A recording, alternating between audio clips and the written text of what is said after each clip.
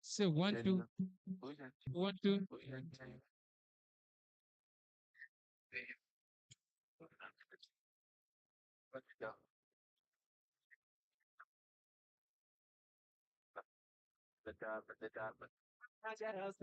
She want marry me, yo. I hope she's a bit love, go sweet past the street up. Baby girl, I swear, but I feel how you have to be. I scared of your body. So now they'll go. Right now, my girl. But I'm going to feel I'm bad. Love you with you. I didn't get my hand together. I did my hand on my hand together. Skirt, my suit, I didn't get her. I didn't get her. But no, the one, she want, but no. The one, the top, the dog. But the dog. Come on. But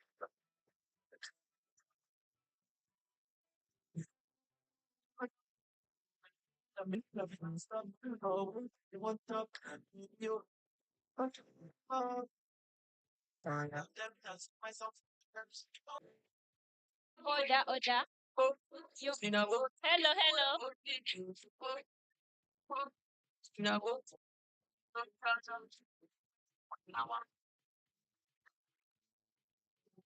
every time I wake up, and your face I want to see without makeup. I best make me no break up. Cause I know it's time to see you take off. Yeah. I like the way you move. I never see anything better than you. Yeah. You got me in the mood. I hear my tongue when they with you. Yeah. Itty bitty bitty body day. Now your love I wanna feel every day. Itty bitty bitty body day.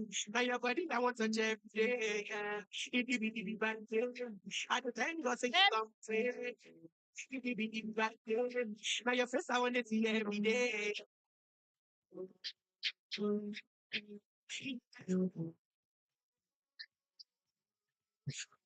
Real, yeah. Oh, baby, I am for real. For your loving girl, I am for real, yeah. I'll say you know jail. Oh, baby, I'm for real. Oh, baby, I am for real. For your loving girl, I am for real, yeah. I'll say you know jail.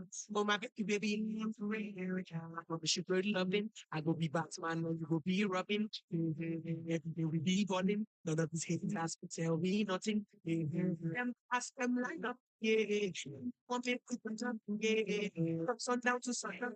Them different ways with them will be behind us, yeah, yeah. Right, right.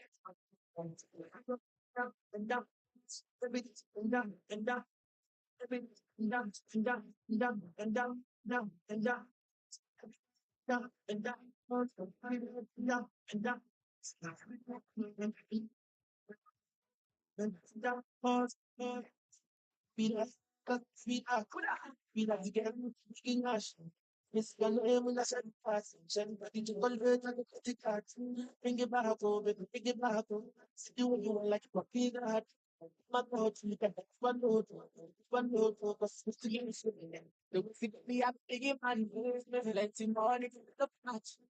When it long up, the pass, I mean, about another carry plus.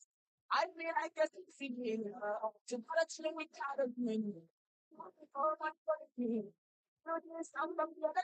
Down and down, all everything down and down, everything down and down and down and down and down and down, down and down, all everything down and down. And down and down, pause. Baby, give me what you got, you know. Baby, give me what you see the door. The flumber, the soul. You want you let me know. So, so,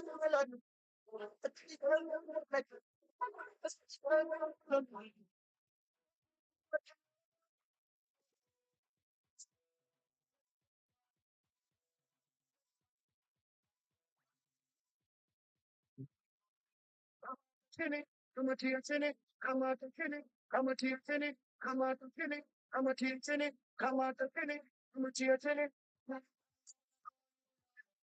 I'm going to be your top of the daddy. Teacher,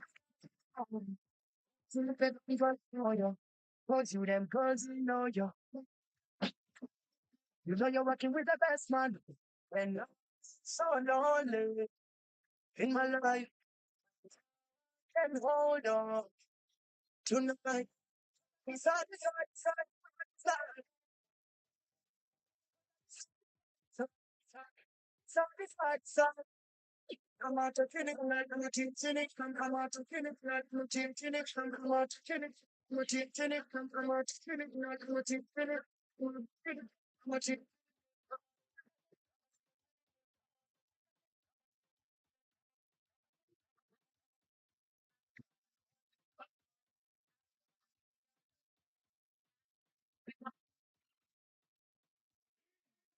Shining now, the face shining.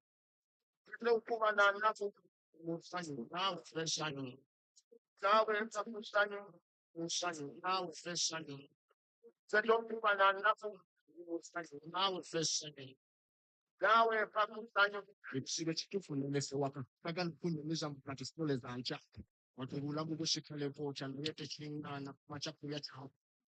Cha tipitatisha pastan sina asha unosifilimu yo mupano sinu cha naka wunda chiuto chichu no so mupano gwembuze ndi ayi mupano na ya bika bika ni one thing bika bika bika ni shani ni feshani tete kuma na nafu feshani na feshani tawe feshani na feshani tete kuma na nafu fish. We can't.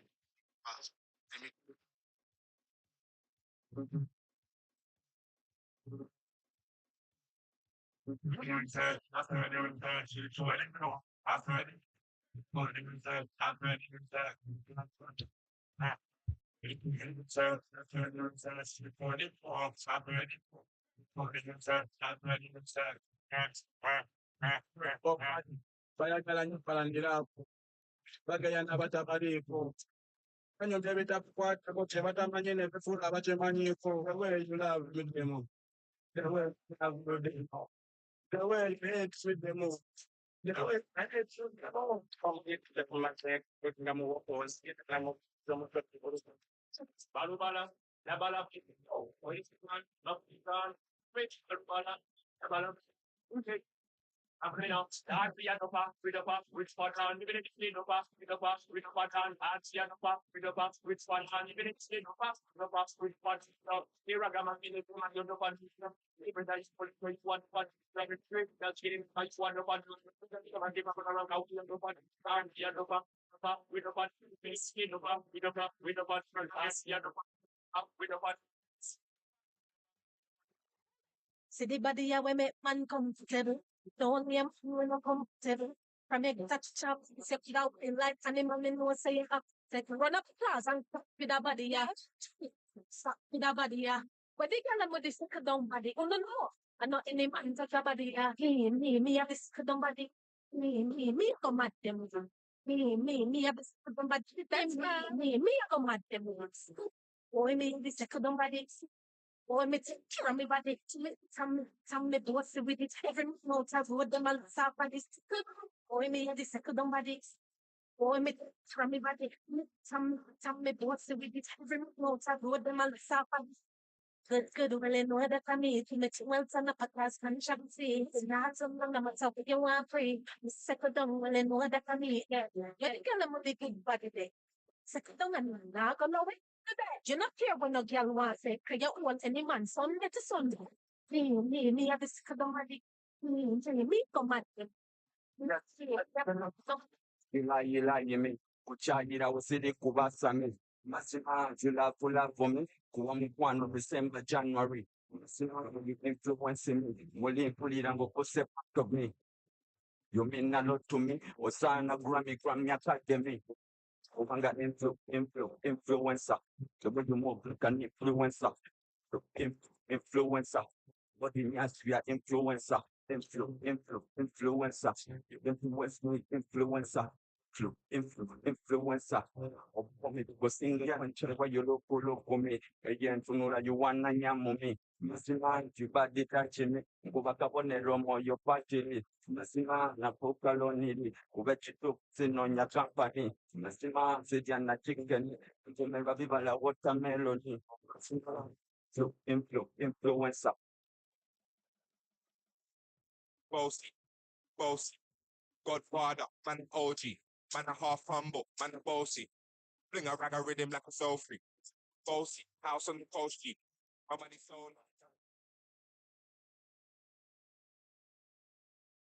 Yo, Jit, tell them they can addicted. When step out that no been did. But they comfortable, me physically fit. Me brown and sweet, just like the chocolate. Yo, Violet. Them ones don't like me. They then I pretty with the upcomedy. Shut them in the city, me back girl pussy. Every man want be for me. Look at them pop at my bun weed. Man, me enemy, me have to move and rusty. Looking for a brother who got hella pound. 079, baby, I'm a hammer to the shop. Bossy, bossy, Godfather, man OG, man a half humble, man a bossy. Bring a rag a rhythm like a soul free. Bossy, house on the coast G. My money soul long it doesn't know me. It's looking for my kids like bossy. Yo, Sean. Aye. So when it's the body with him, baby, gonna get with it. The body with him, baby, gonna get with it. The body with him, baby, gonna get with it. Wind up your body and spin it. Girl, bubble at the trouble, man, you give it something now, turn it around and bring it. Represent it back on it, and never push that button, my girl, down, but I can't tip it. Once you broke out and fling it. Once your body shaking up to the limit. Once you wild out to wild it to S to the base, F London and mid on edges. Is it? Okay, the rap it up, do man thing. Sabi put me on the gram and remix thing. Boy, try while with the machine flow, my father parts of all.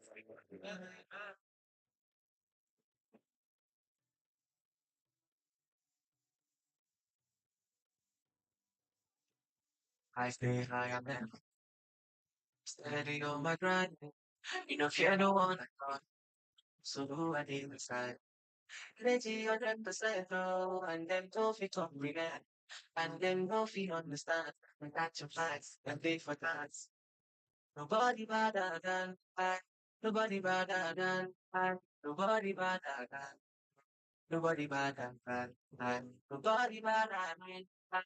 Nobody better than. Nobody better than I. Nobody better. I say what is so good to it like this is online. And then Mr. Need to find them so just to survive. Yeah. That's why I'm studying your mind. You know what I'm from. I'm never going back. So give me one for you. Make me sure you feel my body and soul. Pray for the best of us to follow. Not in my mind, the goodness we go to post the body follow. That's what I'm studying. Fine, you know, no matter what. Body better than I. Nobody better than I. Nobody better than nobody better than I. Nobody better than nobody better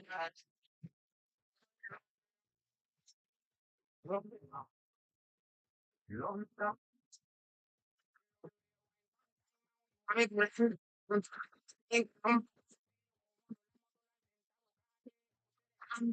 Which is round up. Which is on the color.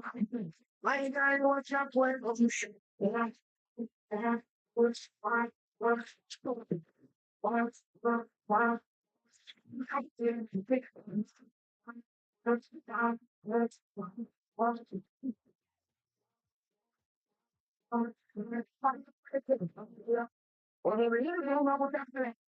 but you want to like it, one more thing I want, then what you got that. And if you want to, I'm gonna get it out. And you're putting for the camera. Something for the camera. Nobody's in what to do. What's what you know what you know.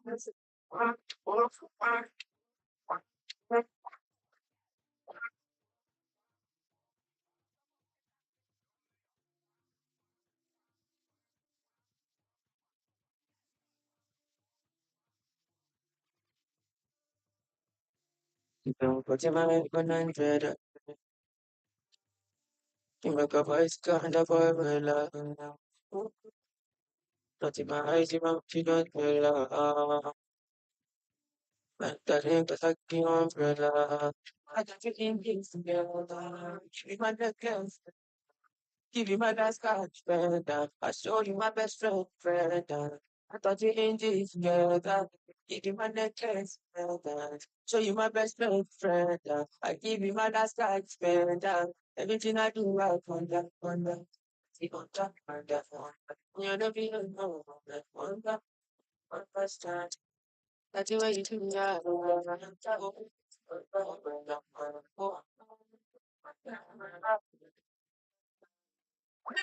She no like it, got naughty, but she go chop she give her cuckoo. Waka from Transamadi, till her leg big, she can with no dokumba. Baby, make her give you solid, make her even make some Italian, and I walk out. Hey, wait, let me take, Hey, she feel and da, da. She feel and da. She feel and da. She dey feel am oh yeah. She say give me. She say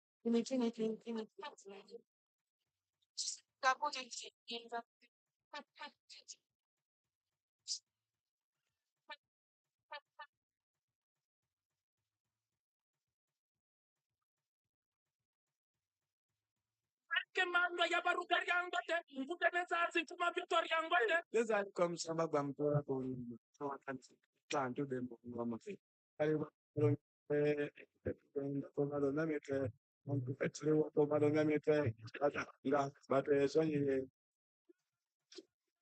But Pano, Pati, Ate,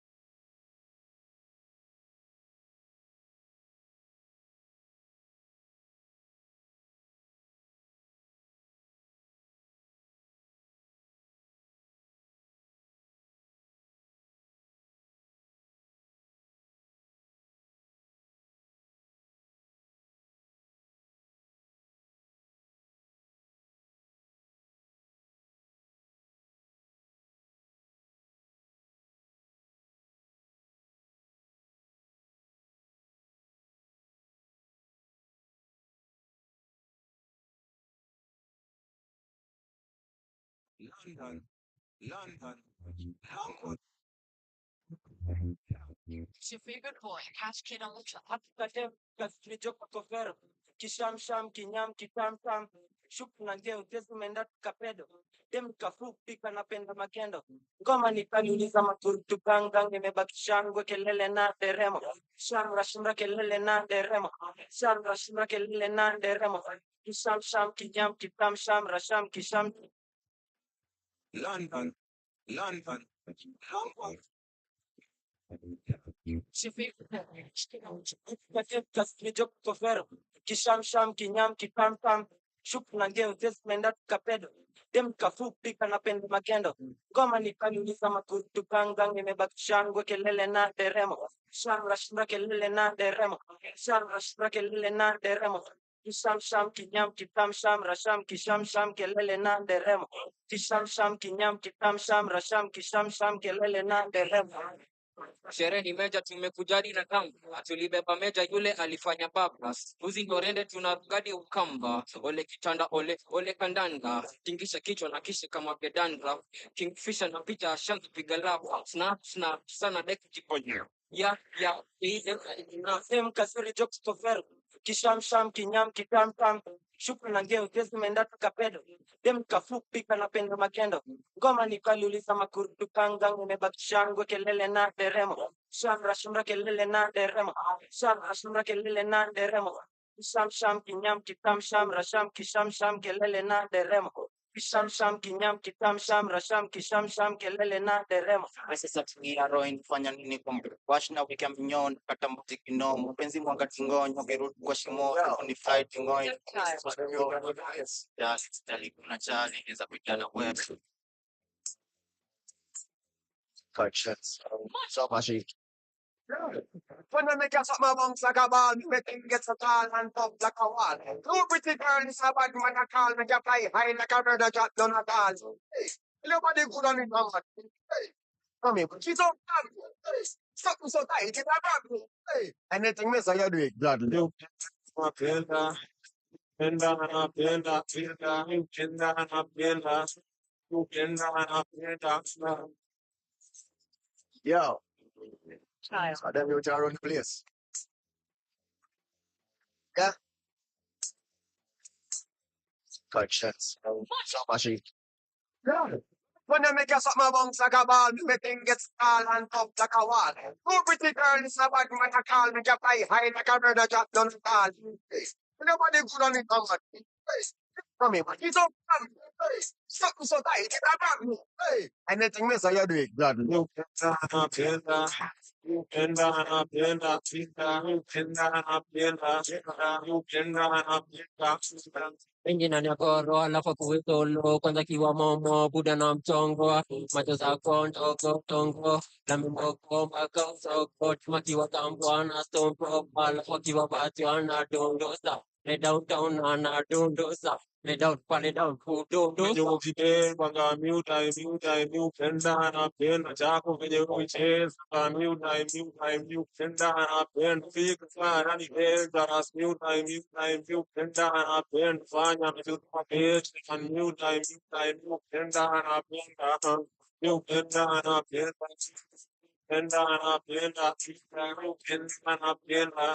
miupenda iko alio shamba tunampo pale tutazi kwa chupa ni woka ni mtaki majingu na yangu zituna kama changu kunyanda kwa mboka nangu kwa tuzangu za mboka kuna panyi supaka kula nyoka wakichaka kitanda kuna kofa chapa chapa kichapa Venye ukipenda miupenda napenda chako venye uicheza miupenda napenda fika sana nipenda ras miupenda napenda fanya vitu mapesi miupenda napenda penda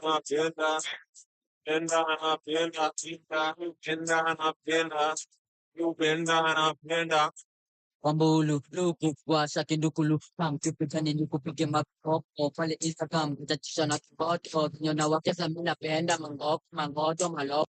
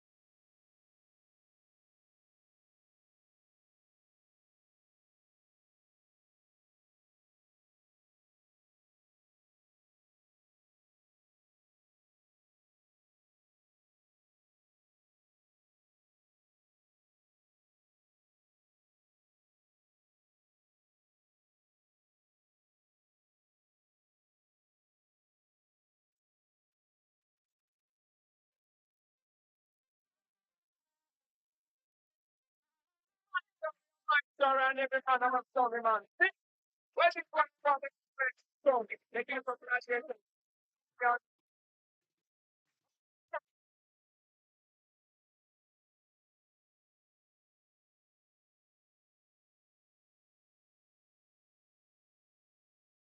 See? See? Mic check 1 2. Mic check.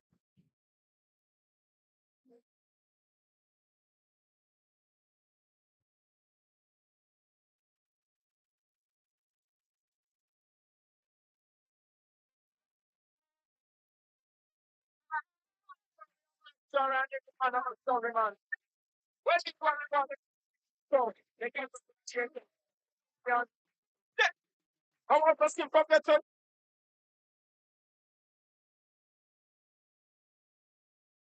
Good afternoon to you all.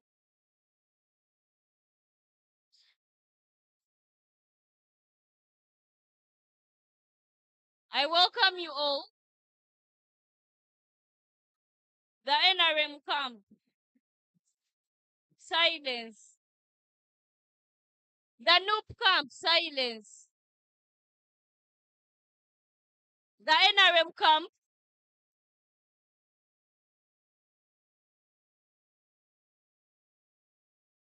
I silence. The yellow camp.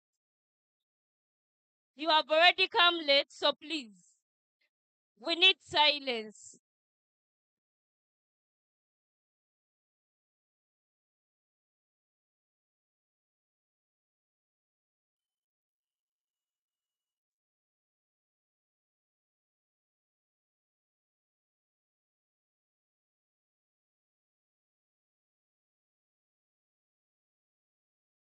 NRM camp.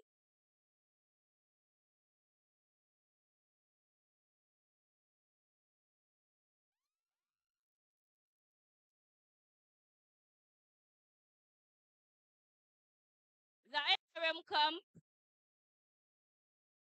We need silence.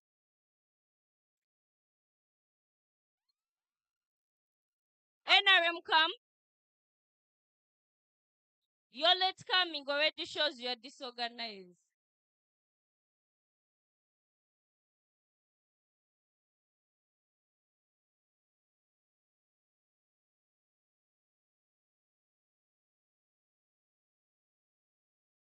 The yellow camp.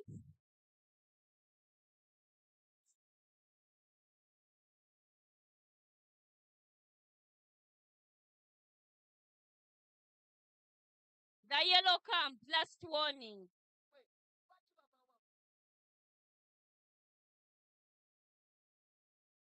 The noob camp. Silence.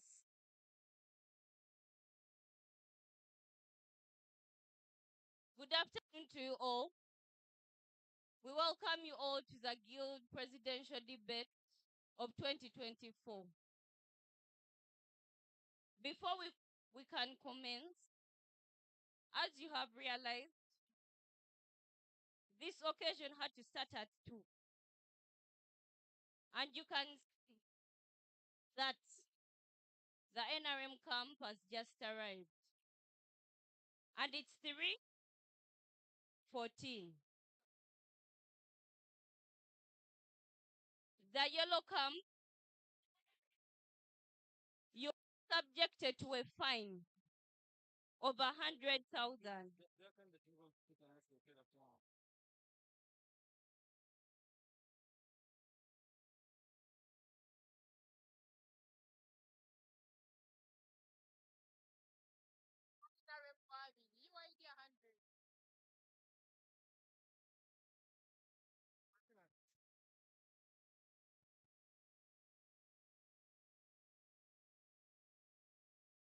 Your candidate is not going to be given a chance to speak unless your fine is cleared. We do not tolerate late coming. You have lacked this occasion.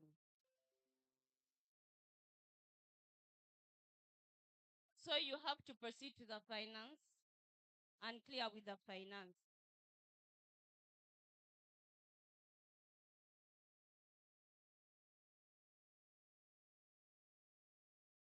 Okay, we can begin. We always thank God for being alive, and we shall start with an opening prayer led by Commissioner Kasbat. Come and give us our opening prayer, and we begin this occasion. All right, comrades, let's have a word of prayer. Heavenly Father, we thank you. We come before you tonight. Please guide us. Whatever everyone is going to communicate, let it digest into our hearts, our minds, and everywhere positively. Oh Lord, may the best candidate win. We pray all that through Jesus Christ.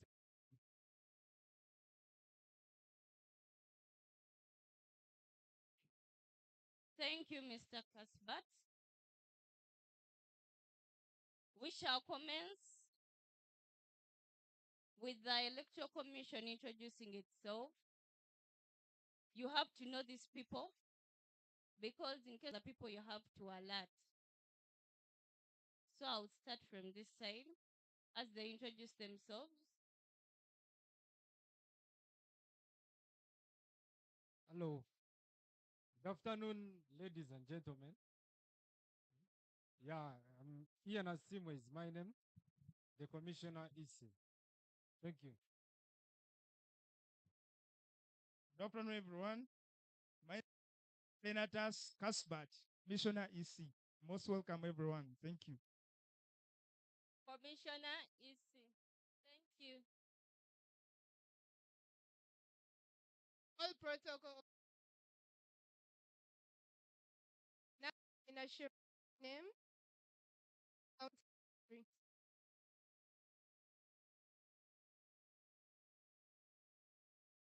Shanita Akankunda is my name. Commissioner is. My name is Ashaba Esther, my commissioner is. My name is Merindo Isaac. My name is Nicolas Quinomuzoni, commissioner. My name is Rebecca Vincent Nkuyegetetia Sabo.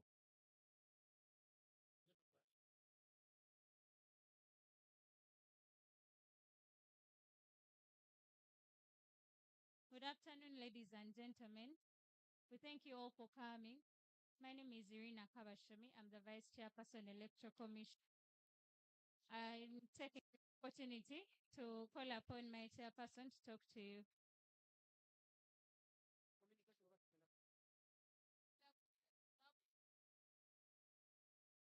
Good afternoon, ladies and gentlemen.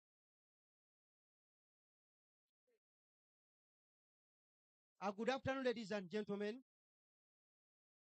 Magezi David Uriam is my name. I am the chairperson of the Electoral Commission, Makerere University Business School. Thank you.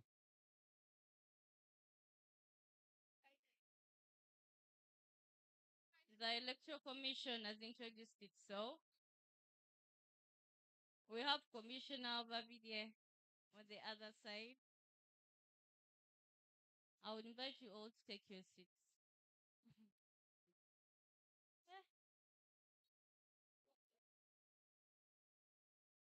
We can finally begin the debate. I'll take this opportunity to welcome the guild aspirants, and I'll go with first come, first serve.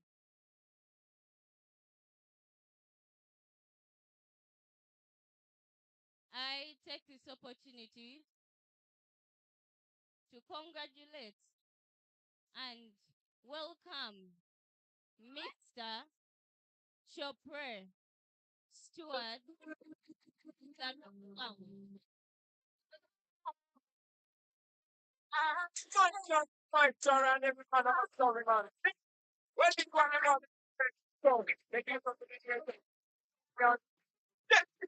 I want to see public to you with desires and fantasies, thoughts and wishes to ride in bases, pillars of like I want you to, because in the gate of everyone in the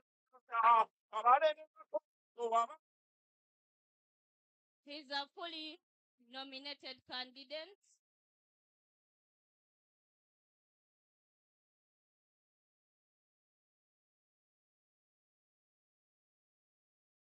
He's a fully nominated candidate of this guild presidential race,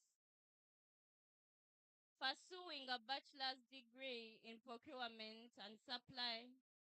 eh, pursuing a bachelor's degree in human resource management. My bad.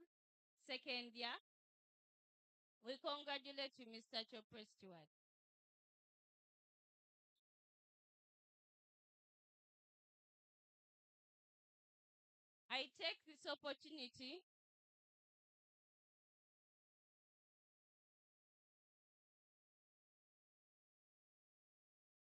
I take this opportunity to introduce the NUP camp and the NRM camp. Some silence.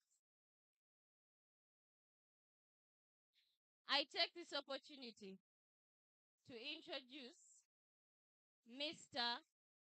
Benedict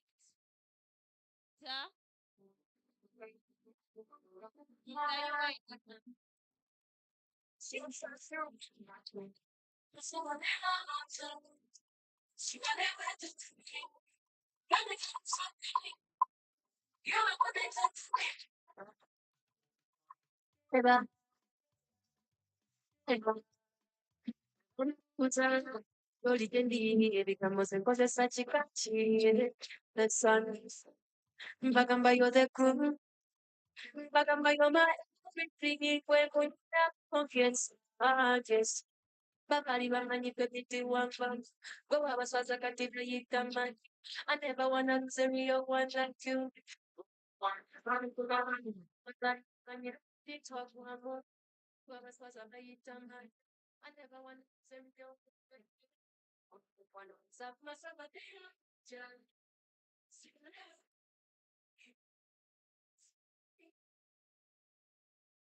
Mr. Benedict Luswata is a fully nominated guild candidate for this race, pursuing a bachelor's degree in procurement, supply chain management, year 2. We congratulate you, Mr. Benedict Luswat. I take this opportunity to introduce Mr. Moses Amanya.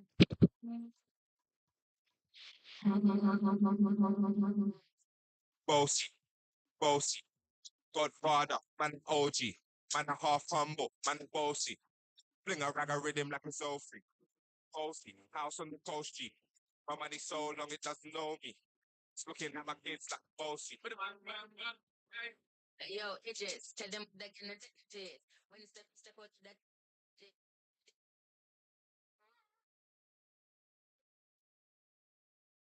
Mr. Moses Amanya is a fully nominated candidate for the Guild Presidential Race of 2024, pursuing a bachelor's degree in international business, year 2.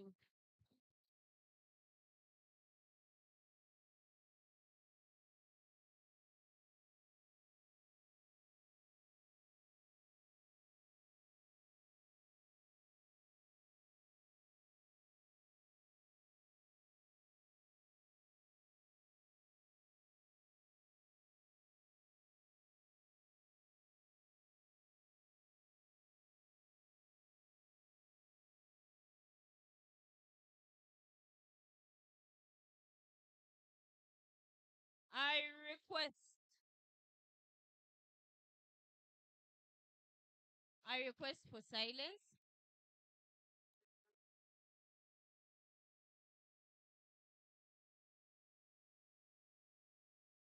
Another request to the guild candidates.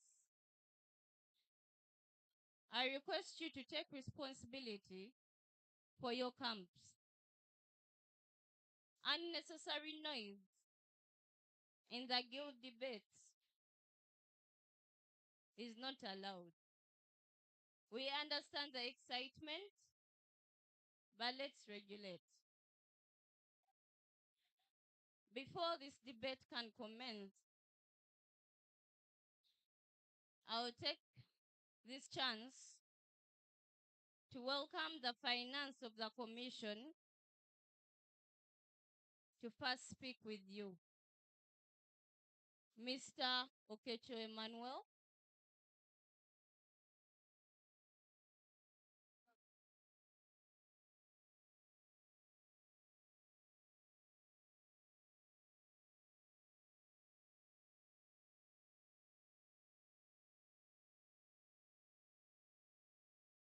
Good afternoon, everyone.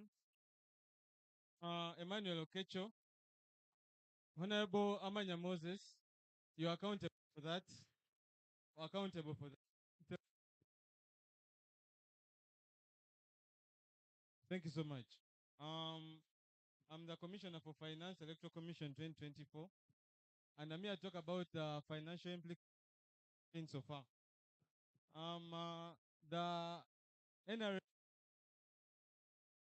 the NRM camp you're facing for 300,000 shillings, 100,000 for coming late, 200,000 for that damage up there above your head, and that's a total of 300,000. And Honorable Manifest, before you came in, I requested you to talk to your people because the commission behind you there has decided you're not going to speak on this debate before the financial implication is handled. Thank you so much. I would like to introduce Honorable Magazi David William to come and speak. Chairperson, come and speak.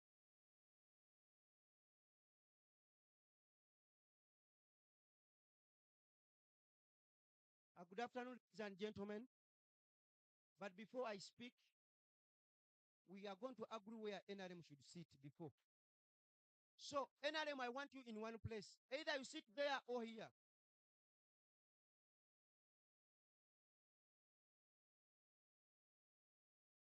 Dear ladies and gentlemen,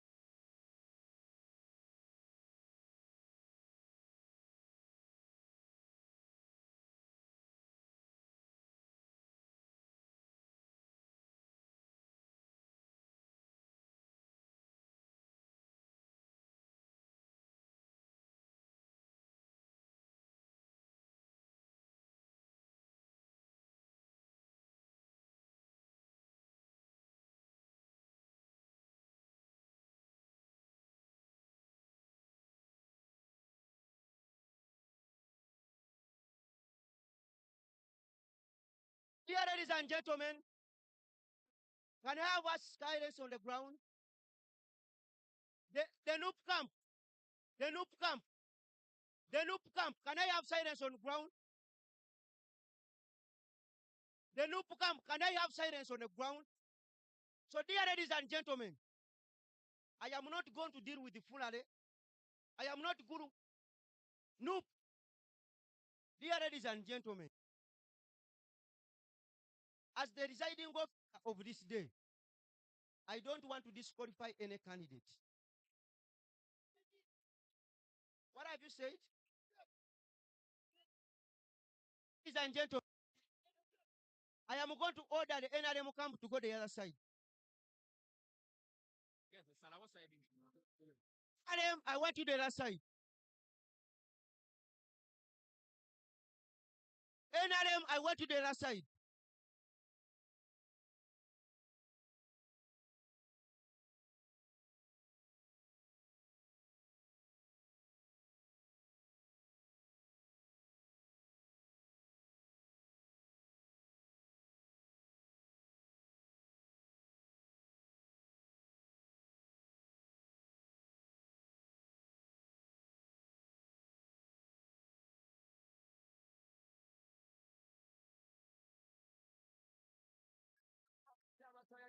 Yeah,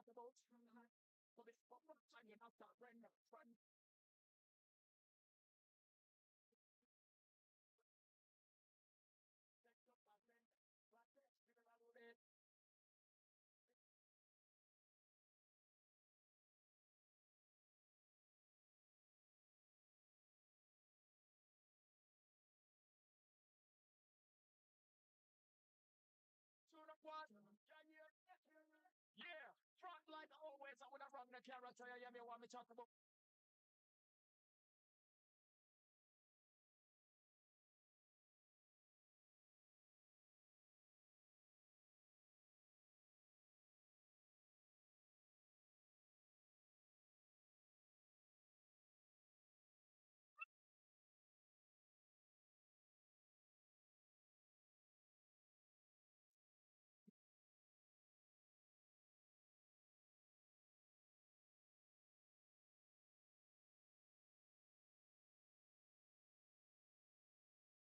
Vinamatapazampatambuga. Kusawage. Makakanata. Umagakeza. Ejimapati. Pulling on. It's steady coming closer. So we got to go to the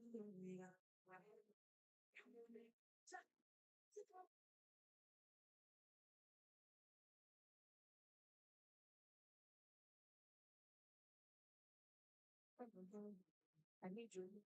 I need your body. I need your love. I need your body. I need your body and my cool.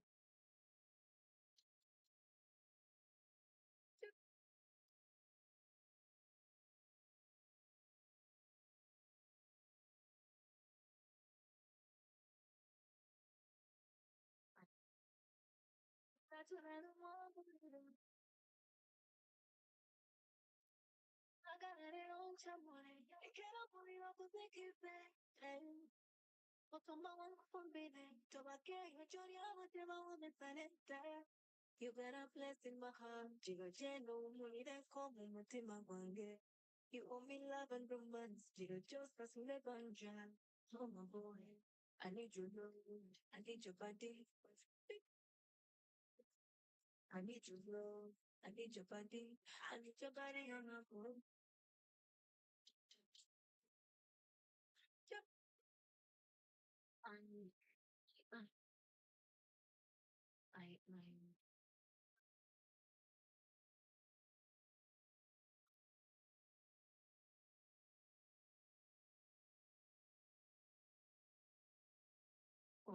only one. Ukwenda kwenu musita sola kwatirako. So what only in tower? Nkuyita bambi fuyirako.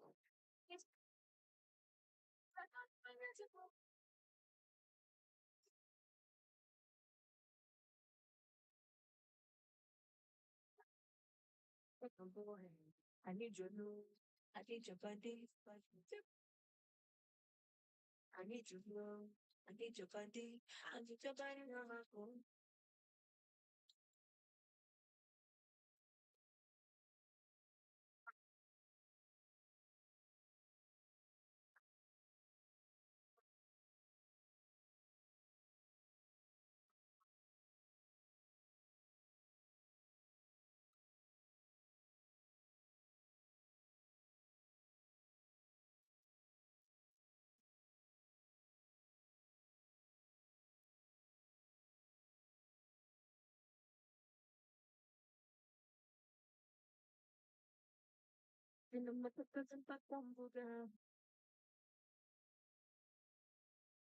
Good afternoon, ladies and gentlemen, once again. Without wasting time,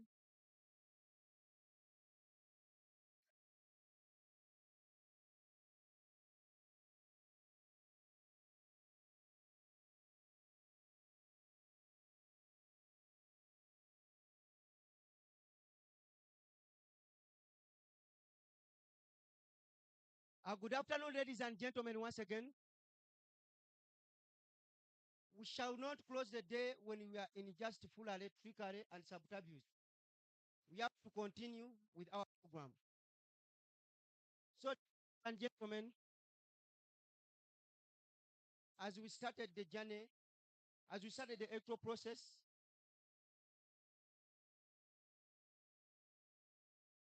the candidates have arrived well at the grounds.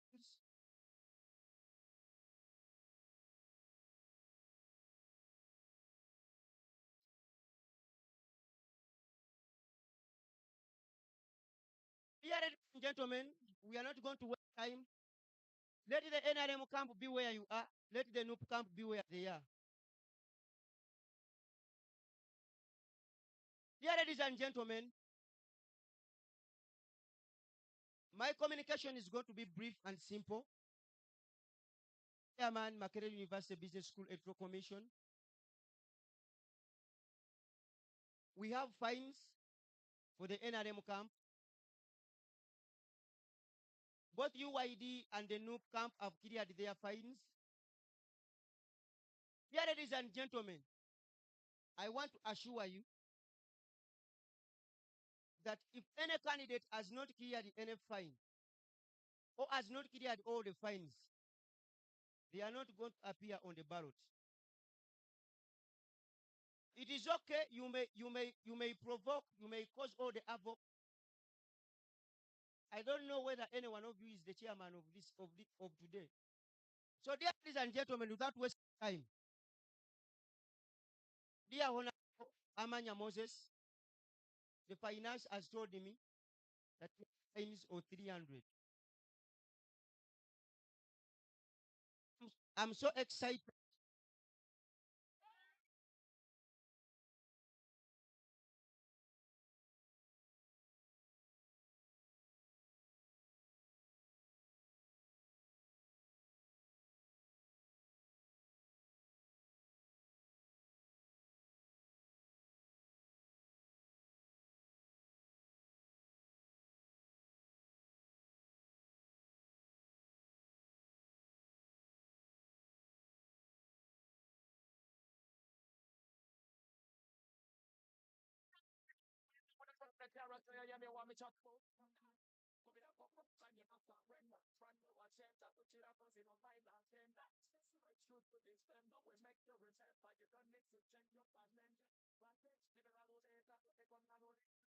Thank you so much, ladies and gentlemen.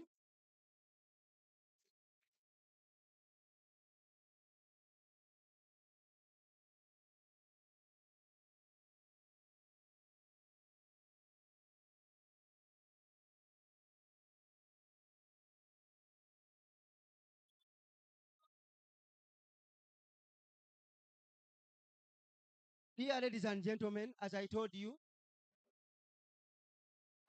can I have silence on grounds? You have proven me that you have a lot of money. We can add you. If you don't keep quiet, I'm going to add you more fines.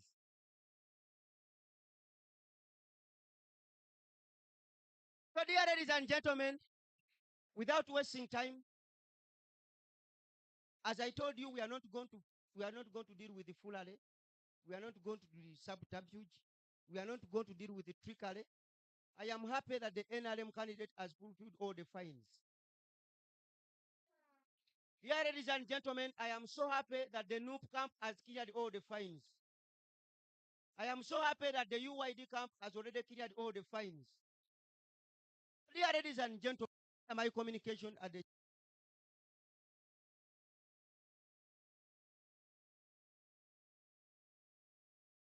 we can officially start. I am going to welcome the debate society to take over the debate. Thank you so much. Allow all the candidates to operate on neutral grounds.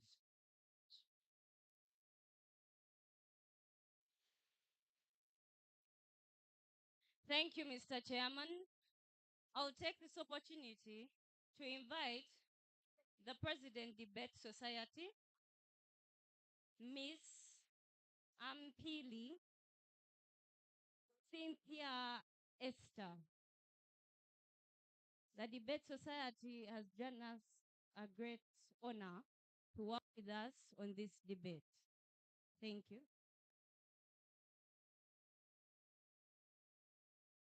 Okay, good afternoon to everyone.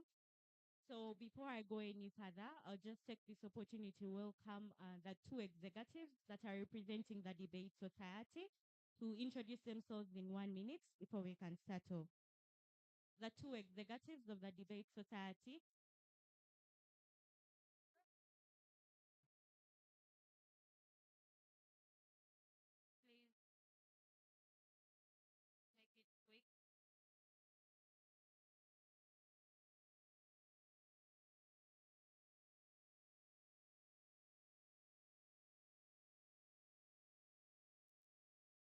make it quick. Good afternoon, everyone. I go by the names Quiz Michael Jordan, and I'm the current speaker of the Makerere University Debate Society. Thank you. Good afternoon, everyone. I'm Aina Oliana and I'm the Treasurer Debate Society. Thank you. Thank you.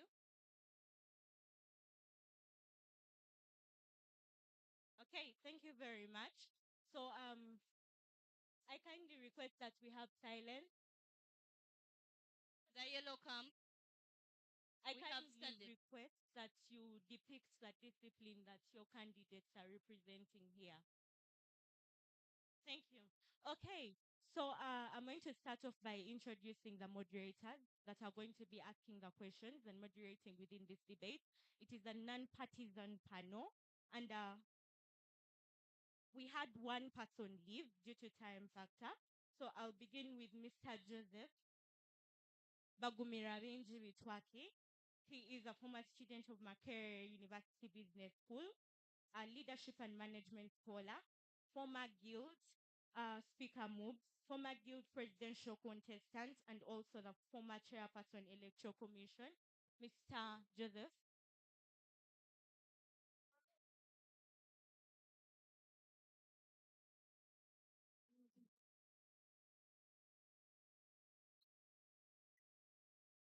Okay, and then we have Mr. Obol Moses, the coordinator, Africa Youth Leadership Forum,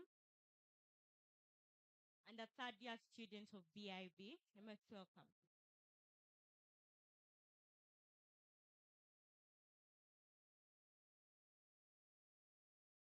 Okay, thank you. So that is a panel of three, including myself. So I think I'll just begin by setting out a few ground rules. I think I'll just start by setting up a few ground rules. To the DJ side, we don't expect any sort of music, even after a question is answered. Let's just maintain the silence and respect the candidates. And to the candidates, I think there is strength in being able to control your people. So I kindly request that we suppress the noise and they give you the audience. Debates are intellectual. They are to prove your worth, your intellect. So I wish you all the best as well. We are going to have two segments within this debate. And the first segment is going to be started off by Mr. Joseph. So in case of, before we begin, we didn't get a chance to have a briefing. I'm just going to walk up to you guys in case of any questions that you need clarification for before we start.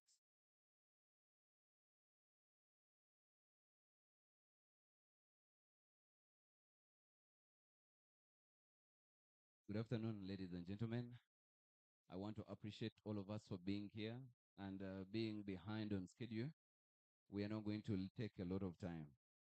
However, as a sign of recommendation, any patriotic arrangement like this one would have had at least the national anthem. But if it's arranged for, we shall not waste a lot of time in that direction. I just chins that this is worked on so that we don't over waste time.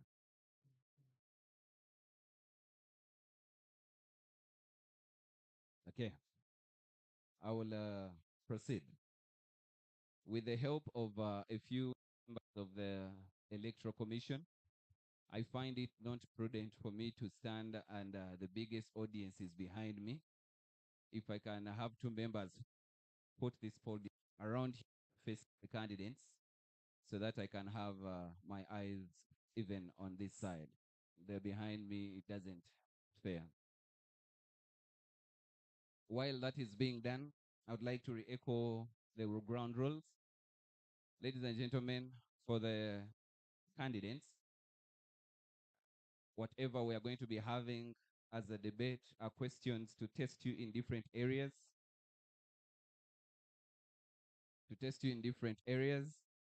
And I trust that you're more than ready in that area. I would like to thank you, the supporters of the different candidates, for being here. Starting with Red Camp, I presume that is Chopri's camp. Thanks for coming early.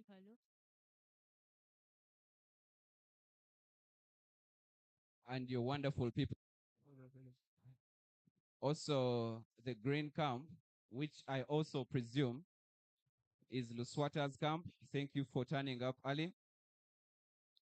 And thanks for being awesome. The Yellow Camp, thank you for showing up also. I presume you are supporting candidate Amanya Moses. And thanks for being here. Whatever all of you are doing is not only to support, but it's a patriotic cause that democracy is held strong in this great nation. And for that reason, I commend you so much. God bless you. With those nice remarks with you, I beg that we observe a lot of respect for each other, because after this, we still have Uganda to build. We don't need to fight over small issues. Ladies and gentlemen, our dear candidates, as already introduced, from my extreme right is candidate Luswata Benedict. In the middle is candidate Stuart Chopri. And on my extreme left is candidate Amanya Moses. Each one of you is going to have exactly 4 minutes to give us opening remarks. This includes your introduction and also the part of the manifesto you would love us to know in 4 minutes. Who do I start with? With no particular order, I beg that since candidate Chopri arrived at this place early enough, it's much fair to have him speak first. Hello.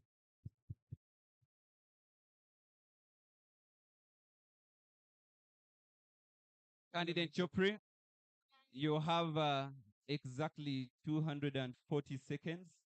Well, that makes it 4 minutes.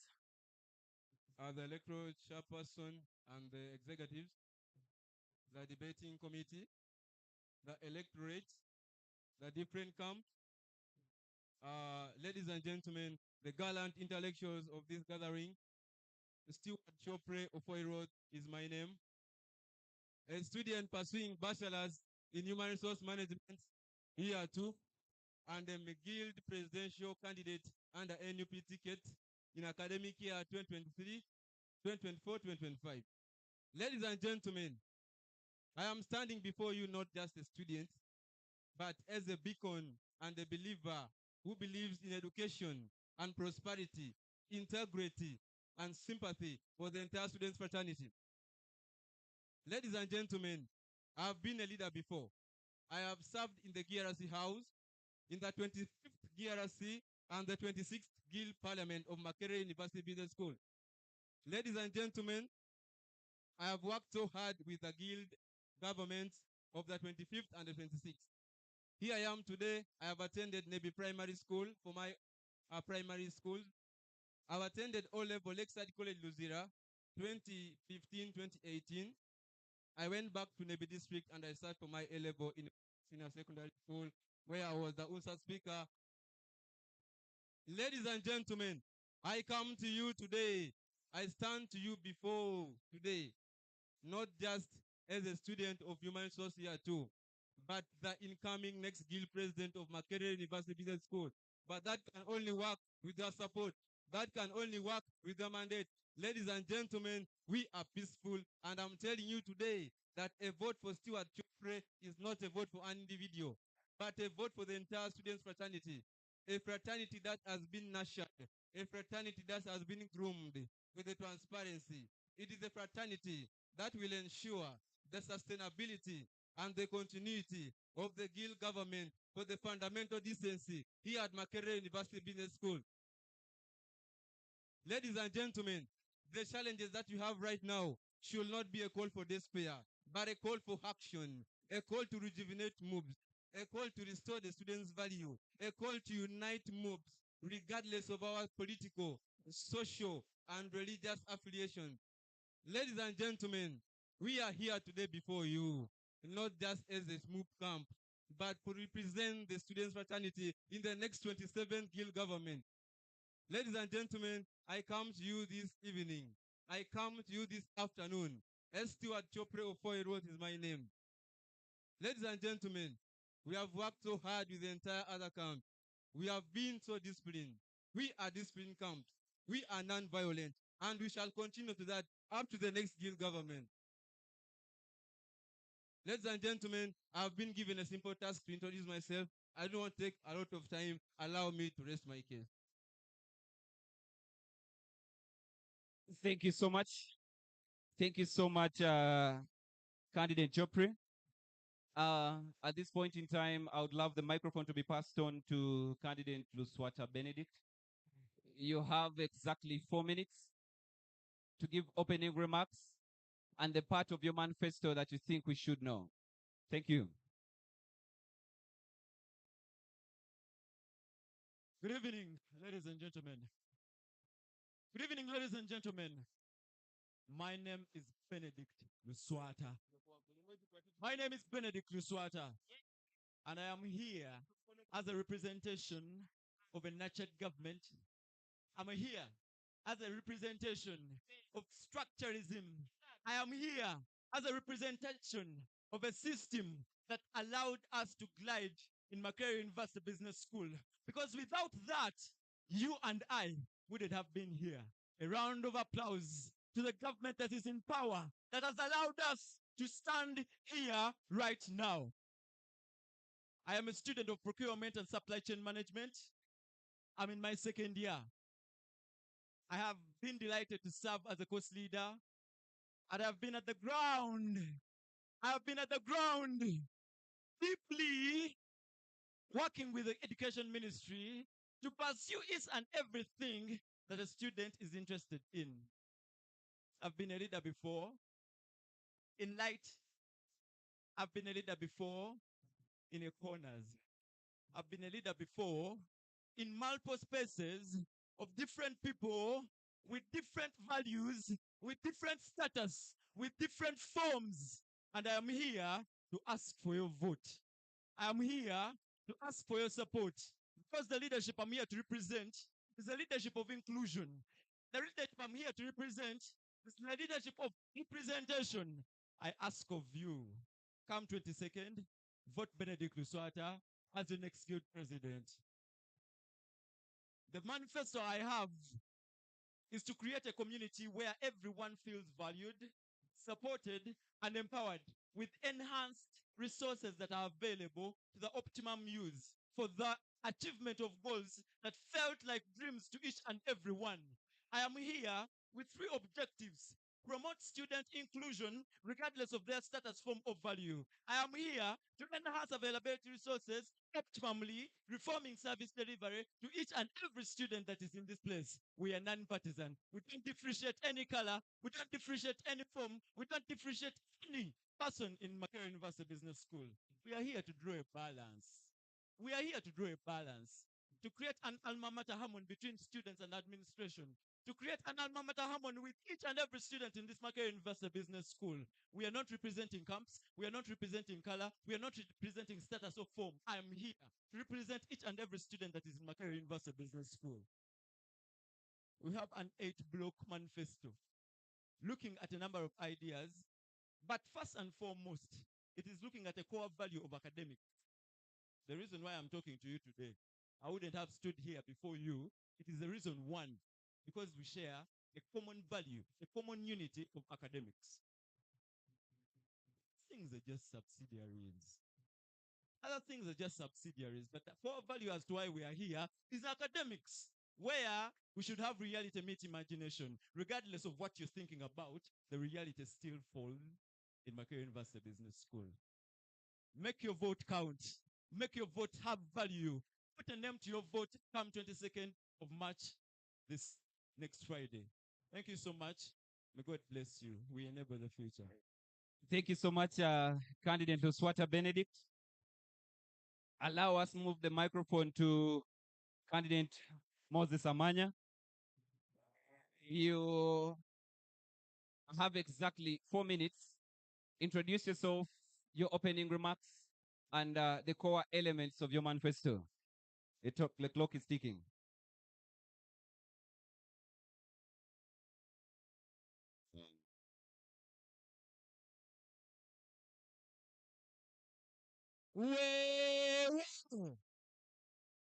Awini going.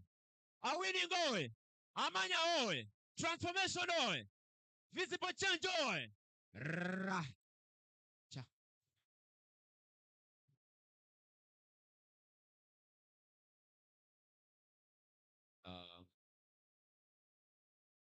My name is Moses Amanya. I'm a student of Makerere Business School. I do Bachelor's of International Business here too. I studied a brief background of my history. I studied from Child Standard Primary School. I went to Fairland High School for my O-level. And throughout my O-level, I was a head boy. I went to Fairland still for my A-level. I was the head prefect. Among other responsibilities, I'm a passionate leader. From Fairland High School, I went and pursued a diploma in law from Law Development Center.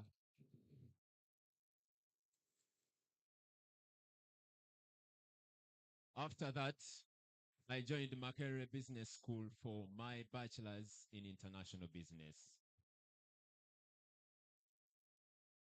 When you see me stand here, I not only stand as Amanya Moses, but I stand as an ambassador of change. I have come to be the voice of the voiceless. I've come to create visible change. We have come to create impact, transformation. As far as the students' fraternity is concerned, we shall not talk so much. I want to brief you about my manifesto. Since we come here solely for academics, we are going to hand academics. To my third years, I'm not going to point out each and everything. I want to tell the third years, we are gifting them with recess. We want to see people graduate in time. We shall go to sports, and we make sure that our talented people are well represented, they are recognized, they are considered. We shall foster for change as far as school tuition waiver is concerned. Let these people give us glory as we also support them. We shall give them scholarships because we can, as long as we have the mandate. We have come to talk about the welfare of the students. We are saying we are students, we don't work, but our well-being here must be considered. And we are saying anything that squeezes the students' fraternity, we have come to deal with it. Let people access services at a cheaper price, and that's why I've come. My coming into this race is not accidental. It's very intentional because I have things that triggered me. Among others, those I've mentioned. Sports will be handled, academics will be handled, welfare will be handled, among others. Thank you so much. Have a blessed afternoon. Thank you so much. Thank you so much. I want to believe that at this point in time, every person in the audience has had a chance to hear from the candidates, not only their introduction lines, but a few statements of their manifesto. And at this point in time, I would like to recognize the presence of the community leaders in this place. Thank you so much for being available. For the fact that I can't see everyone, but at least I have my eyes on the Right Honorable Ruyombia. Thank you so much for being a part of this. The journey we are taking of building a generation of leaders is not a one-man army. We need to work together and see that we produce them. But of course, going straight to the point, I would like to start with you, candidate Amanya Moses.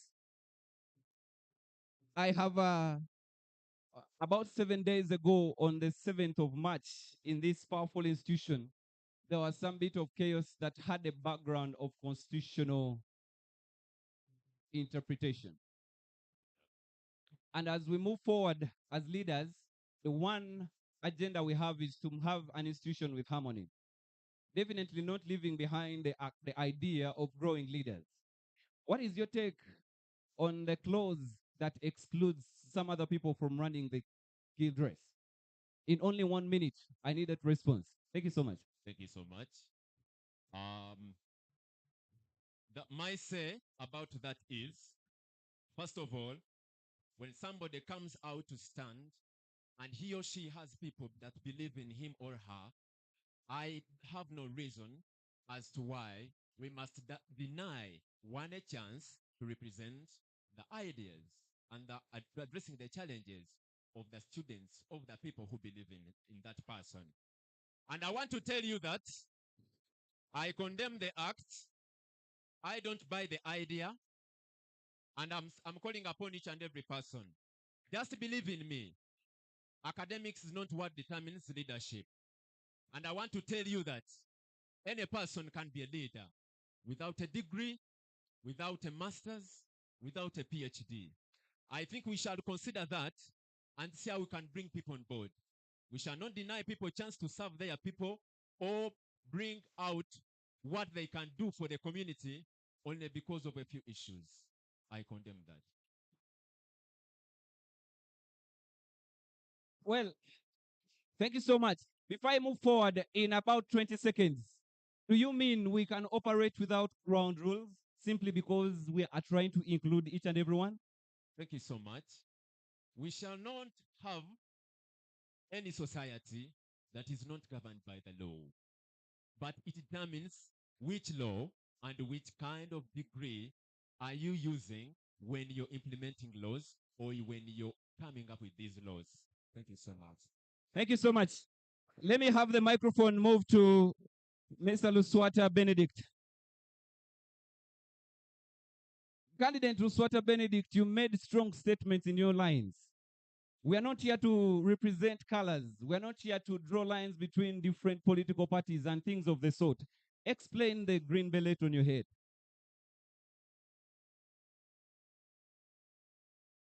This is what I have to say. When the army is in this place, it has a uniform. There's a particular kind of ideology that we believe in. The ideology does not exclude anyone's behavior in participating in the acts that we promote.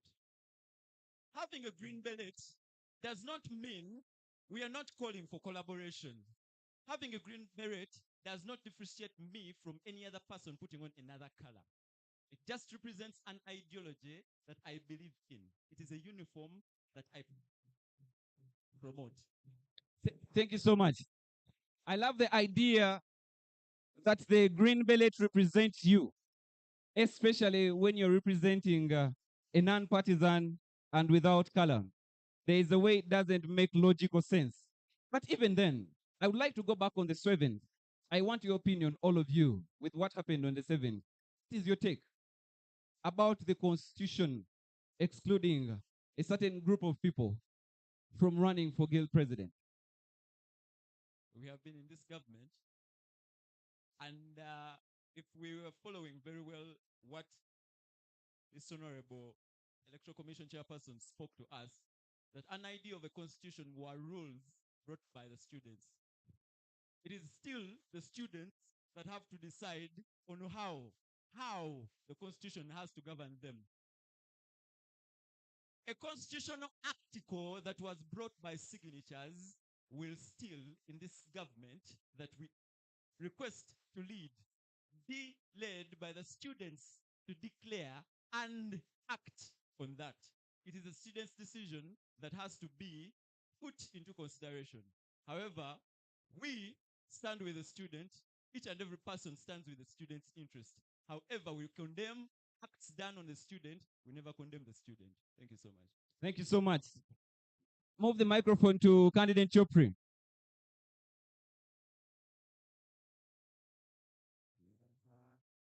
Candidate Chopri. You look amazingly smart.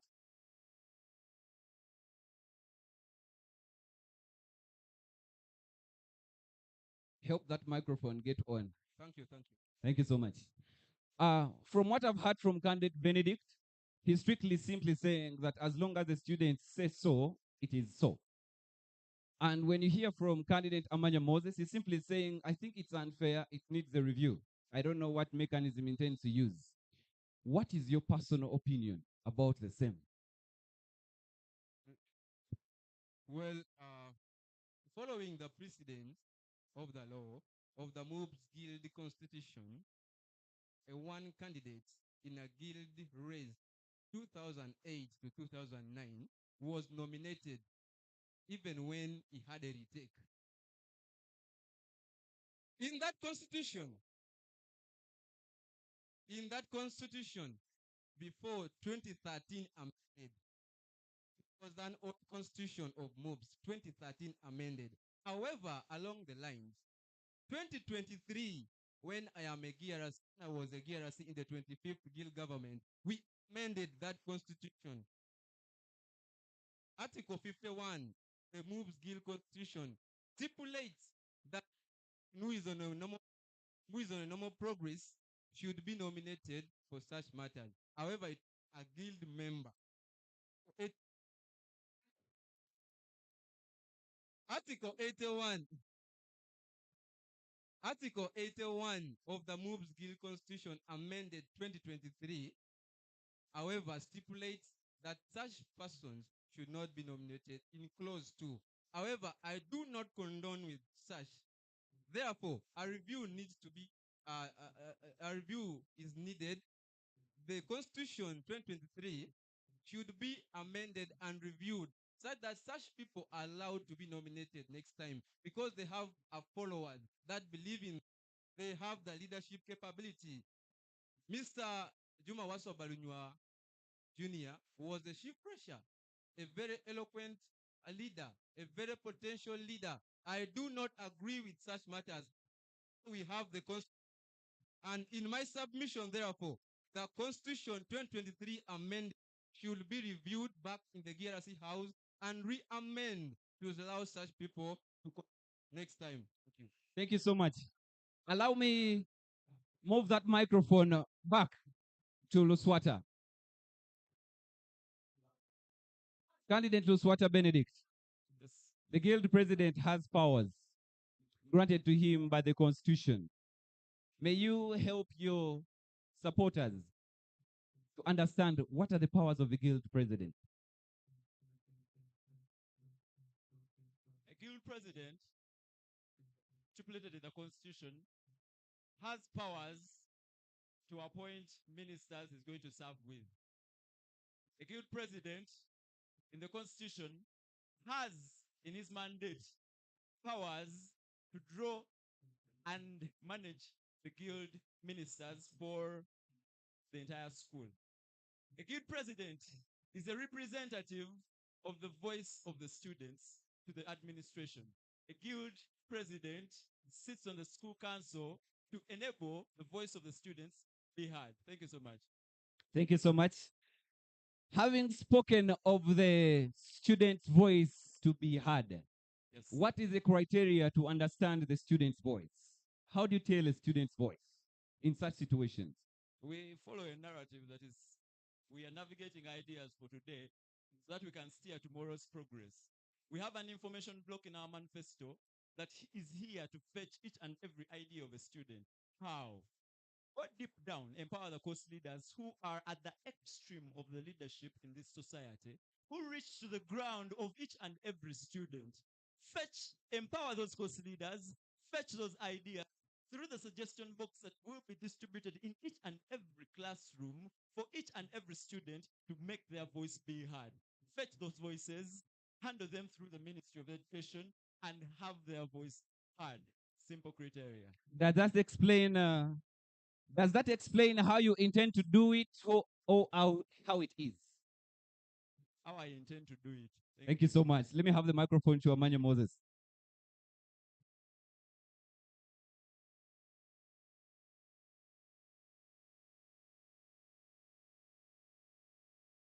Canet Amanya, you had a strong statement that intrigues anyone that hears it. Visible change. Explain that part. When we talk about visible change,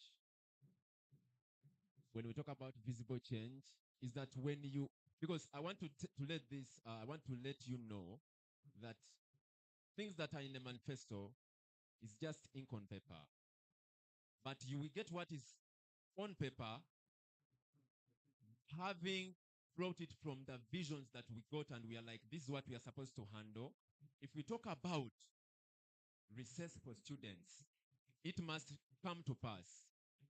Visible change I talk about is not coming and taking positions, you just fill them because of the sake of being a guild president. But you take an initiative to implement and put things in place. You get me? So when we talk about recess, let people receive it. We don't just come here to lie people, and when we assume power, we do the contrary. That's what I mean. Thank you so much. In the elements of your manifesto, I want you to speak about issues concerning the guild presidency. Not the guild president, but issues concerning the guild presidency. How are you going to ensure visible change that you're talking about? You have more than enough predecessors to look at. The question is, what is going to make you so special here? What is going to make me special? First of all, is that what I've come to do, I'm sure I'm going to do it with passion because I'm doing something I love. That is leadership. I'm a servant leader. I want to tell you that when we are to talk about how we are going to transform the presidency, is that when we talk about something should be implemented. Mr. Joseph, you will bear me witness that when you talk about a guild president, is somebody who represents the entire body, the students' fraternity. You get me well? And is somebody who is supposed to be respected. When the ideas are gotten from the students, they are supposed to be passed through the guild president to the concerned stakeholders, let's say the administration. A guild president is a person who transforms the ideas of the entire students into reality. And I want to tell you that when I'm given the mandate, I'll make sure that I revive the glory of a guild president. That when you talk about a guild president of Makerere Business School, it's really hard, is felt, is considered, and is given attention. We shall not be driven, we shall not be doing anything that is contrary to what has brought us, and that is representation of the students' fraternity. Thank you so much. I would like you to repeat after me. Repeat this after me. Yes. Say Makerere University Business School. Makerere University Business School. Makerere University Business School. Makerere University Business School. That's the institution you intend to lead, not Makerere Business School. Pass that microphone to Chopra.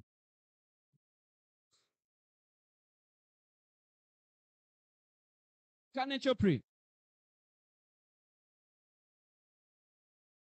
Among all the introductions, you're the single person that has introduced themselves as a former GRC, which happens to be our legislative body. And you're the same person disagreeing with the constitutional issues. Yet the GRC happens to be the body that makes these rules, the procedures, the policies, and then they're passed by council. How dare you let a clause go through under your watch? And how can we trust that this is not about to happen when you assume the higher office? You have a minute. Well, thank you, Mr. Joseph. First of all, allow me to tell you that being a guild representative councillor, GRC, they have limited powers in the House. They don't presume the presidential roles. However, we have a school council. We have the legal advisor stipulated in the MUBS Guild Constitution, amended 2023. A GRC house, a GRC body, well, they can agree on such matters, but they can still be denied their rights for that law to become fully implemented in the House. For example, we had in the last 25th, in the 26th Guild government, the current government, we had stipulated coast leaders money to increase from 50,000 to 70,000. However, coast leaders were paid the same 50,000. That shows why GRCs have limited power. That's why I'm here today. That if given the guild presidential powers, I can use my power as a guild president to align with the legal advisor and the school council such that these things are implemented effectively for the purpose-oriented leadership role. Thank you so much. You stated categorically that it's not just about the GRCs, you have a legal advisor and a school council. Do you mean to accuse the school council and the legal advisor for not amending that area of the constitution? Not really. The guild constitution goes through a number of people to amend it, to sign, to pen the signatures. Well, GRCs can pen the signatures. It will go through we have the guild government in place, headed by the guild president, okay? And ministers, the constitutional and affairs ministry, we have them in place.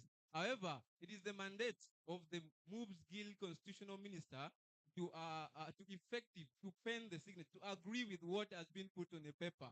There's a saying that what has been put with signatures cannot be removed, but only except with signatures. Thank you so much. Let's have a candidate Benedict, and it's the last question, and I invite my other colleague. Candidate Benedict, Chopri's response seems to accuse the Constitutional Affairs Minister of the current government, of which you're so proud of, because you mentioned in your opening lines. Should we blame the current government to which you subscribe, according to your words, that the reason we don't have effective amendments is because of the sitting governing? I want to respond in respect to the governing rules that we are having right now. All these accusations that the government is being accused of happen under leadership. Which leadership has procedure and systems. You cannot accuse the current speaker in his house, where you also reside, where a majority vote, each and everything that was passed as a majority vote. Majority represents students' interests. We cannot push personal ideas. We are not pushing personal interests. We are pushing students' ideas. Each and everything that is passed through the procedure as it was does not mean it was passed under personal ideas. It was passed because majority voted in favor of the idea. Thank you so much. At this point in time, I'd like to thank you for handling this first part of it. I'd like to pass the microphone to my colleague, Cynthia, the president of the Debate Society, and then we can move forward. Otherwise, congratulations. You are doing well. Okay, we thank you very much, Mr. Joseph. And now, before we go for a break, allow me to welcome Mr. Obol Moses, representing AYLF, and he will be handling politics and leadership within this particular session. We'll have a maximum of 3 questions.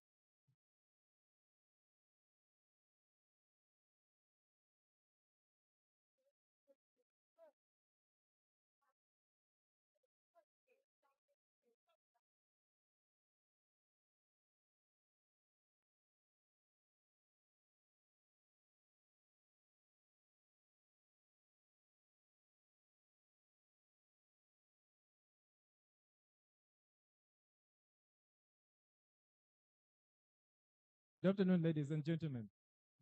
We are going to handle leadership in general. And I'll start with the Honorable Stewart.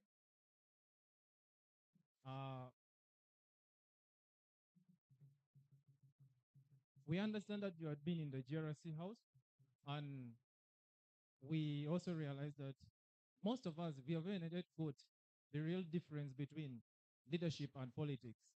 So as you, what is your say about them? What is your say? Would you make us understand the difference between leadership and politics? Well, thank you, Mr. Chris.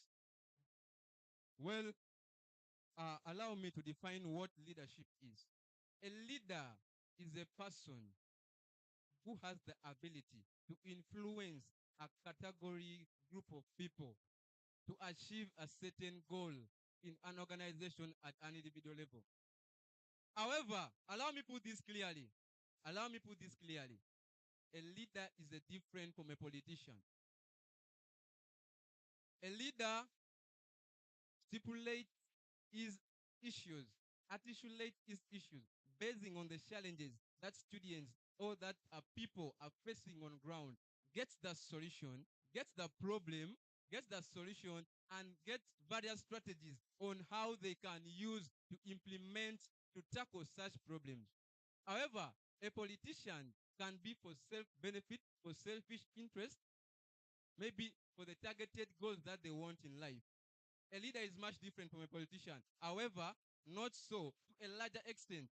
I am not a politician, but I'm a leader. That's why I went in the GRC house. I was voted for the second time unopposed because of my leadership skills, because of what I've done to my class. That's why I'm here to extend my service in the 27th Guild government. Thank you very much, everyone. This question is going to all the candidates, the same question. So you understand very well that leadership without succession is failure. So since you have been serving for 2 terms in the GRC house, and I'm sure there's something that triggered you to motivate you to go into the higher position. So what impact as a leader did you leave for your class and for the GRC house? Secondly, you said about the constitution of MUBS, and you happen to be one of the people who used to sit in the same house. So what is your impact in light of that? Well, allow me to disclaim what is being termed as accusation. My statement was very clear. I have not accused the Minister of Constitutional Affairs of anything. You get me right?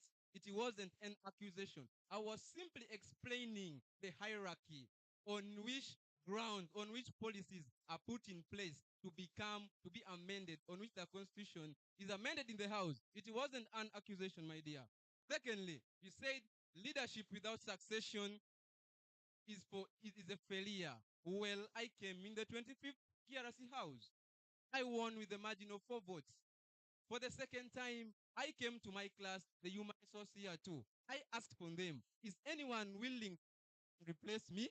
They all endorsed me unopposed. They went and picked for me nomination forms and signed on it. I went unopposed in the 27th, in the 26th Guild government.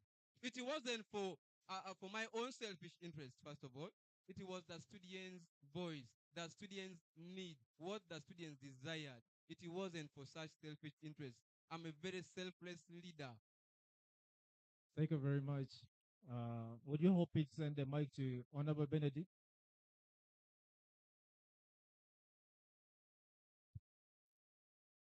Yeah, Honorable Benedict. Yes, you said you were once a course leader. Yes, so meaning you have ever served within the MUBS.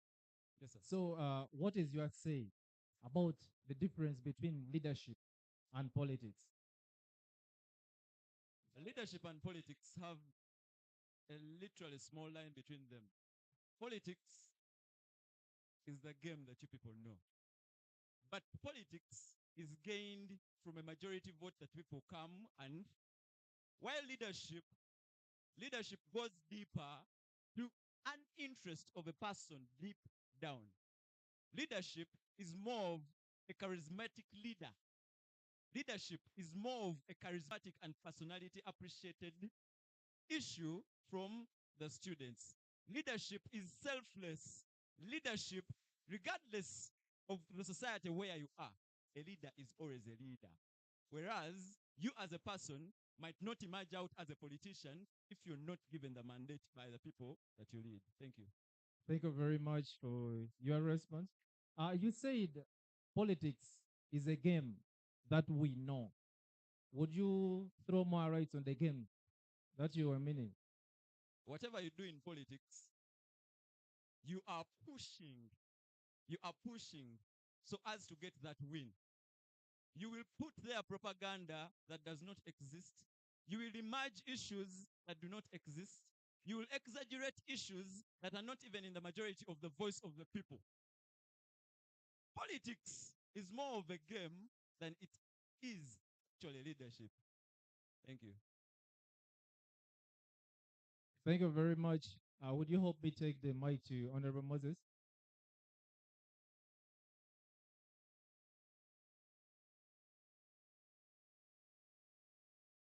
Yeah, Honorable Moses, in your manifesto, we had, I didn't hear anything about service within MUBS. Now, I'm sure there's something that triggered you into that position.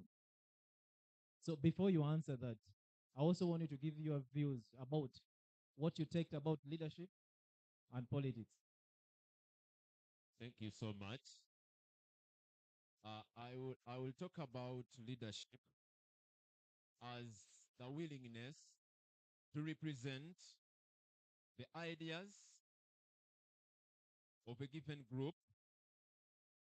Because when you look at a leader, it's somebody who does something no matter his status, talk about positions and all that. I myself, I want to tell you that I've been a leader here, though I have not held any position. I've made sure I lead my postmates to the faculty to follow up on the missing marks, to follow up on any other challenge as a leader, not a politician. And when I come to politics, politics is basically occupying positions. And that's why you find people fight for it. I want to be this. I want to be that. I want to be the president. I want to take this position. That's politics. And with politics, people are not genuine. That's why you will see people cross from one party to another. You understand? That is politics because he or she feels what he wants or the self-interest that person wants are not where that person has been positioned. That's politics. But a leader, even if you don't hold any position, you keep serving. And I've served here in MUBS without having any position as a leader. Thank you very much. Before you send the mic, you said politics and leadership. So politics, you brought in the context of occupying position. And then leadership, you brought in the context of you can serve even if you have no position. You can serve in any capacity. You can serve anywhere. As a leader, you can lead people, represent people. So thank you very much. That mic will follow that trend. But before that, according to you, who are you? I'm a leader. Thank you very much. You can send the mic. Honorable, the mic is going to leave you and go to another honorable. But before that, also want your take and your side. Are you a leader or are you a politician? I'm not a politician. I'm a charismatic, result-oriented leader. Thank you very much for your answer. You said.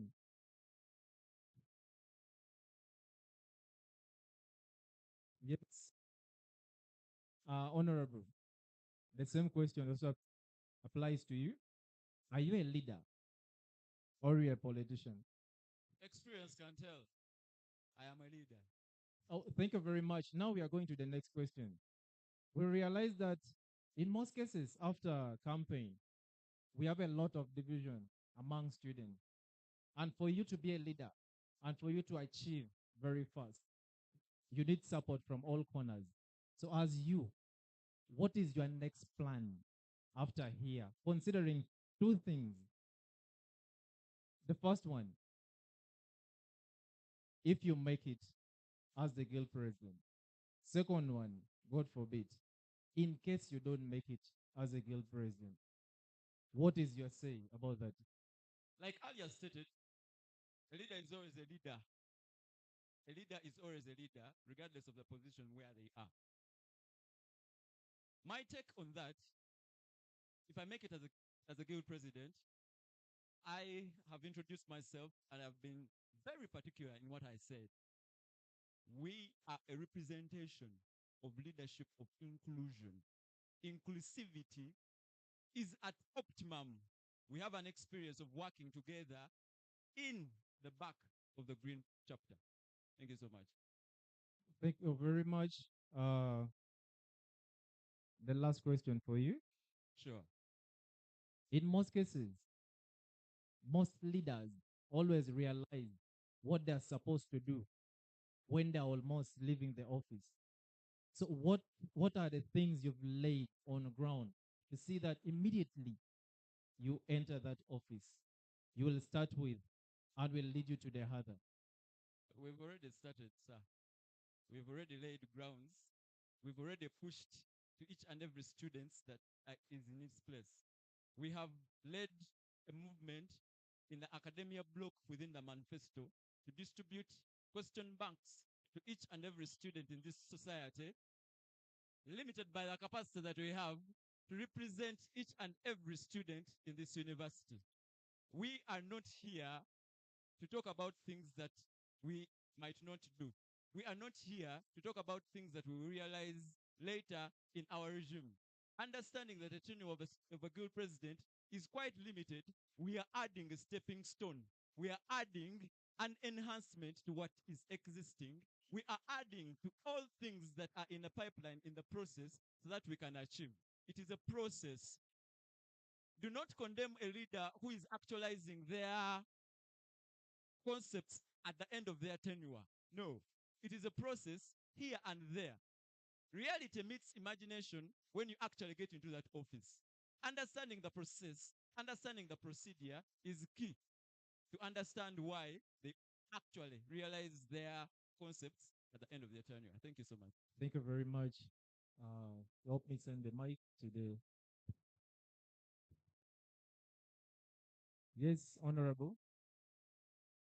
We understand so much that we are living, we are studying where we have people from different places, we have different political parties, we have different backgrounds.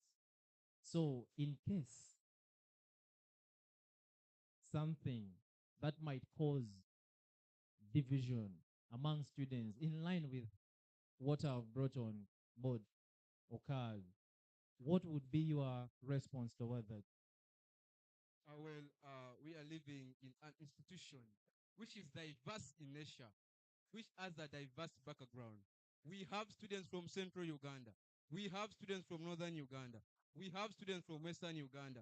We have students from eastern Uganda. Well and good. If I am become the guild president of this university, Makerere University Business School, for the purpose of unity and participative leadership, which is an inclusive, I will appoint my fellow candidate, Amanya and Uswata, in my guild government to work with me, such that their agenda is achieved, such that what they wanted is achieved. The followers that are behind them are participated and represented in my government. Well and good. Besides that, if I don't go through, God forbid, I will ensure the policy which suits each and every student.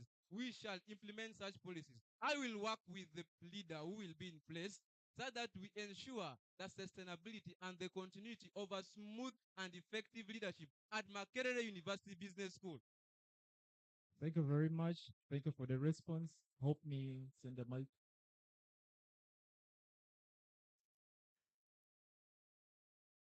Yeah, Honorable Moses.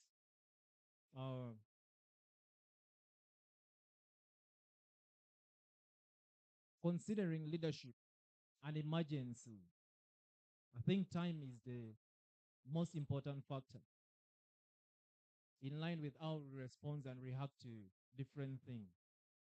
So, as you, taking assumption you are needed for an urgent meeting within school and the time is set, and also you're having other emergencies outside university, but knowing one thing, that you serve the interest of students as the guild president, which one would you consider important and how would you execute knowing time is a limiting factor. Thank you so much. Given the fact that I stand in the capacity of the representation of the student,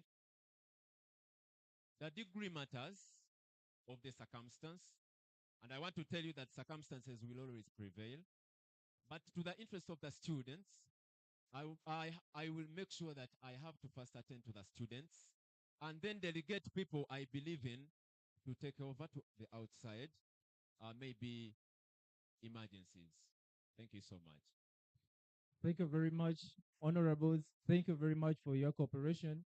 And to the rest of the voters, thank you very much for your obedience.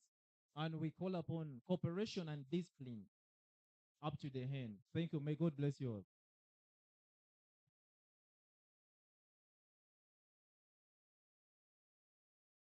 Okay. Good afternoon once again. So I will be the last person asking the questions to close the first session before we go into the session where we now ask the tactical questions on your manifestos. So I'm going to go a bit more radical. In as much as, for example, candidate Benedict Luswata talks about non-partisan sort of leadership, there is a reason as to why you subscribe to your particular party. I will begin with Honorable Chopre. NOP has principles on things like transparency and accountability. The biggest challenge with the current government has been complaints on things like corruption and misuse of guild funds.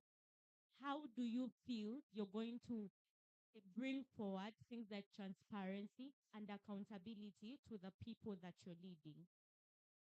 Well, there's no worry about that. In my government, as the guild president, there are what we call procedures that we follow.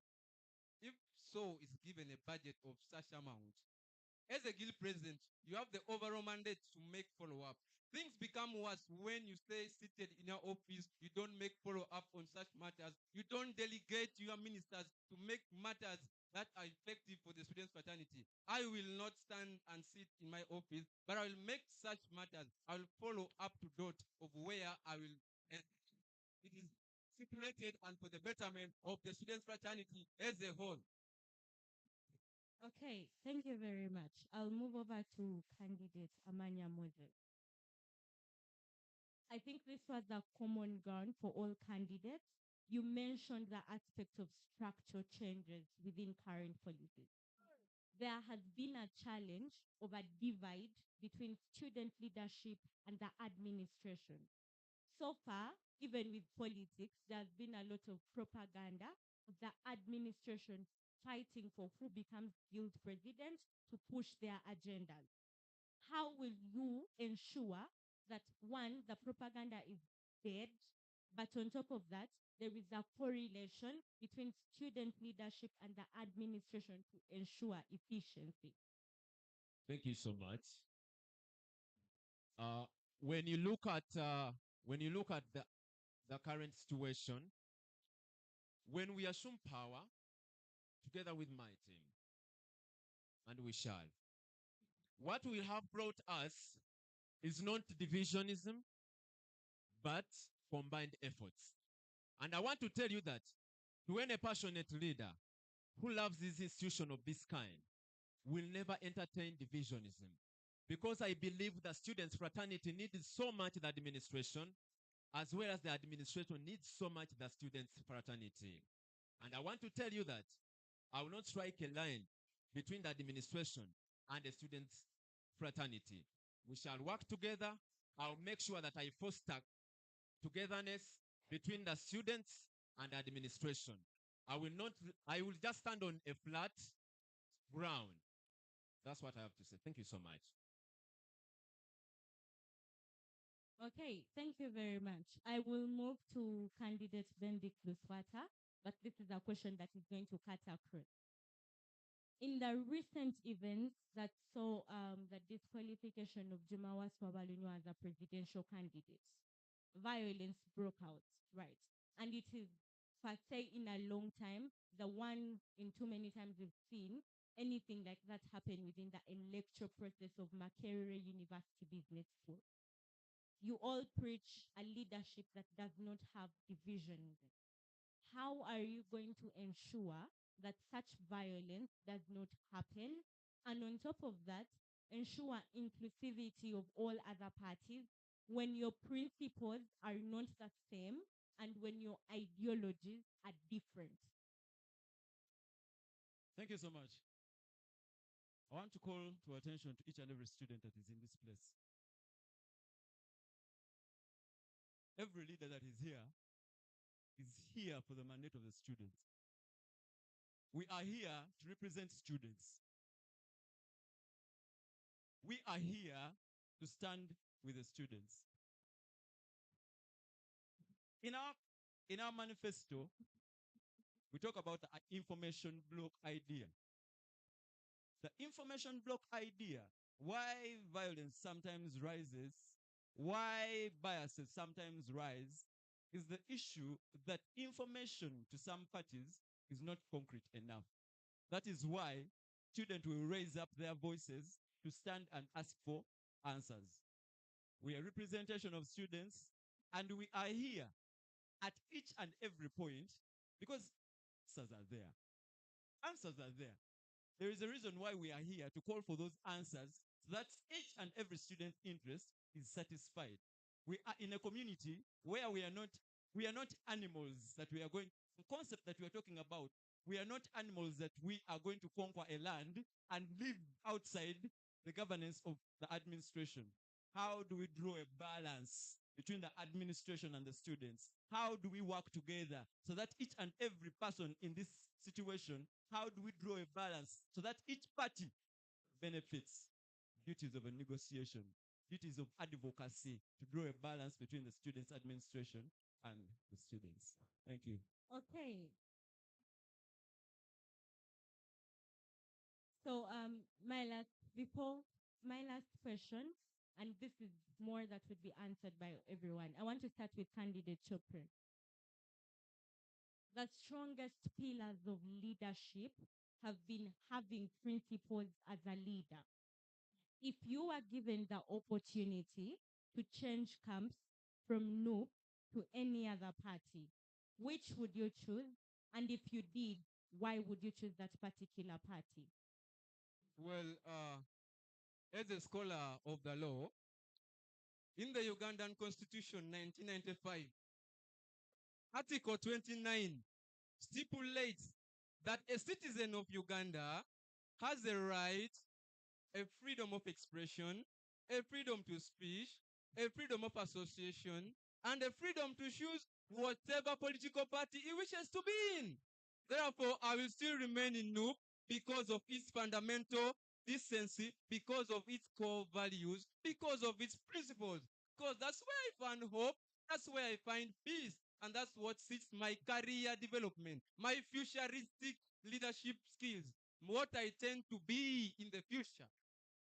Okay. Thank you very much.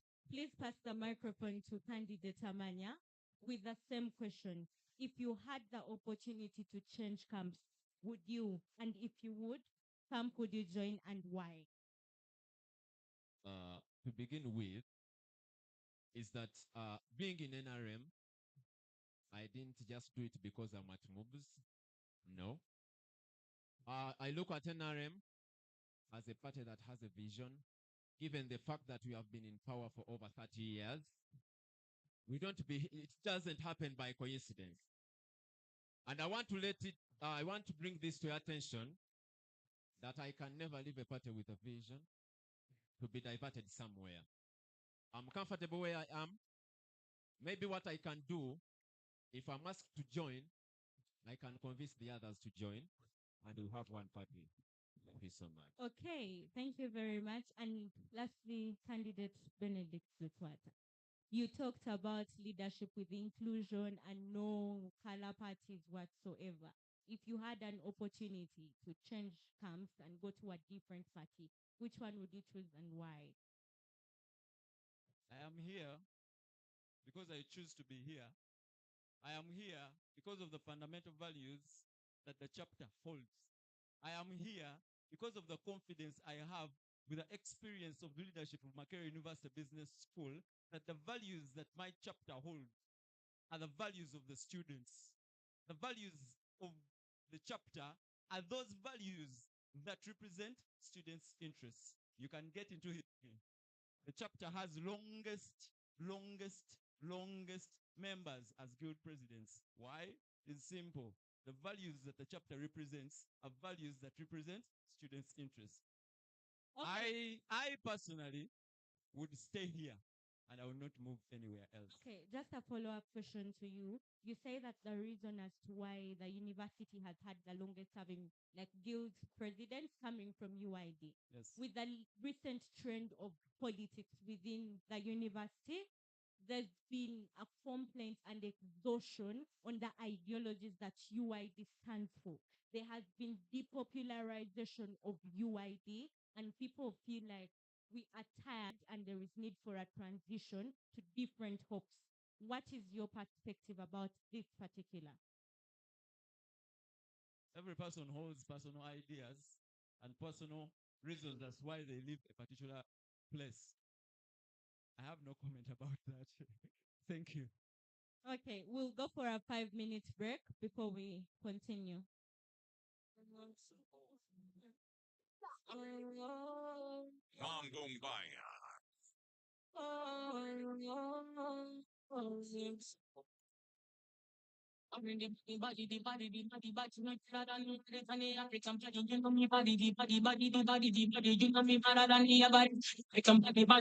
know, you make me wanna spend all my pounds on you. Jump on your ones and twos. Spend all my dollars on you. Body. You know, you make me wanna give up my time for you. Girl, I dance for you. You. The party outside. You feeling good, we wanna leave like, oh, baby, don't me back. Only like, oh, you know, say me no got time, oh, only positive vibe, but ooh.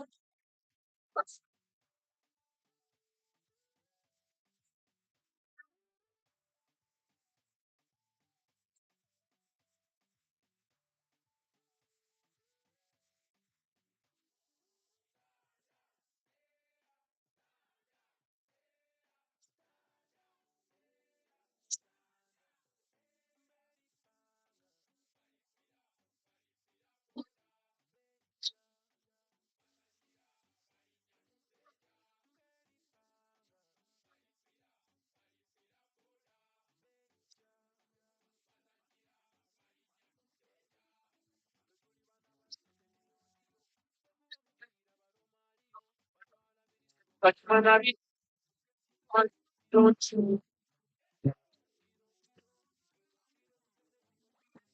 stop me up, dig it up for get skin in every song more. So step and tumble, you know, tick in more. It's in my foot, I did more. You know, now get up at the uncle's phone.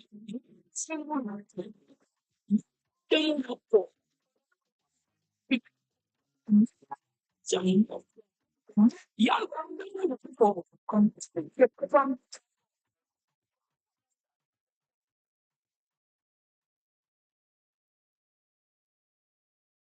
Okay, I think due to the aspect of time, we are going to move on to the next session and allow me to re-invite the candidates to please take their podium.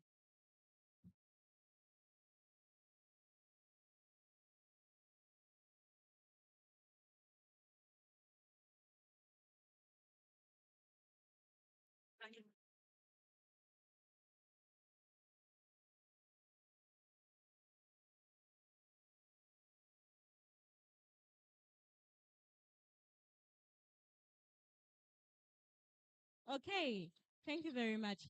So like I mentioned, in this next session, we are going to be interrogating the manifestos that your presidential candidates have, assessing their policies and seeing how feasible they are and how ready they are to push for them.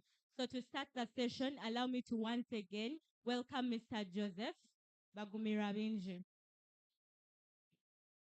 Well, thank you so much. And our candidates. Thank you so much, and you're doing okay.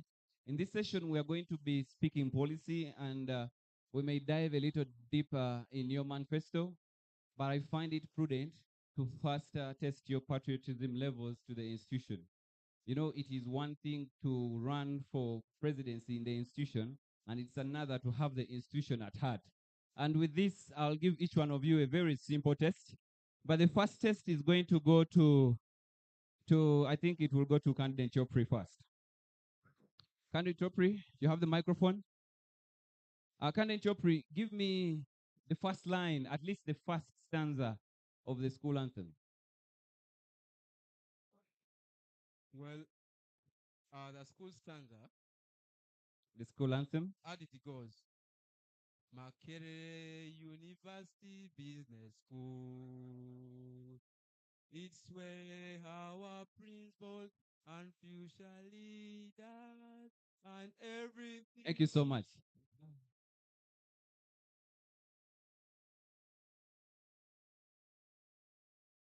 Well, I almost let you finish it until you messed it up. But let me have candidate Benedict. Candidate Benedict, have the microphone, please.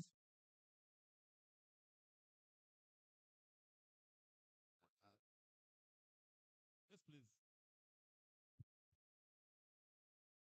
Yes, sir. Without reference to your notebook, I would like you to give me the mission of this powerful institution. The mission is to be the benchmark of business and management.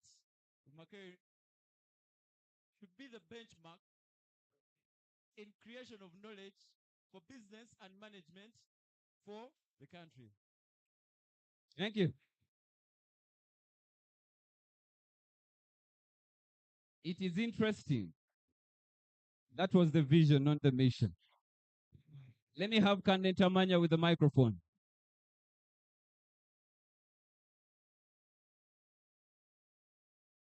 Moses,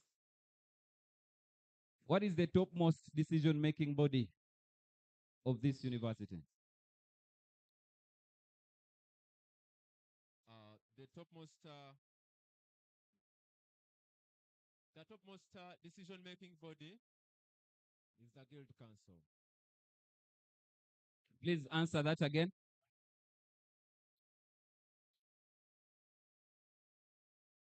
Answer that again.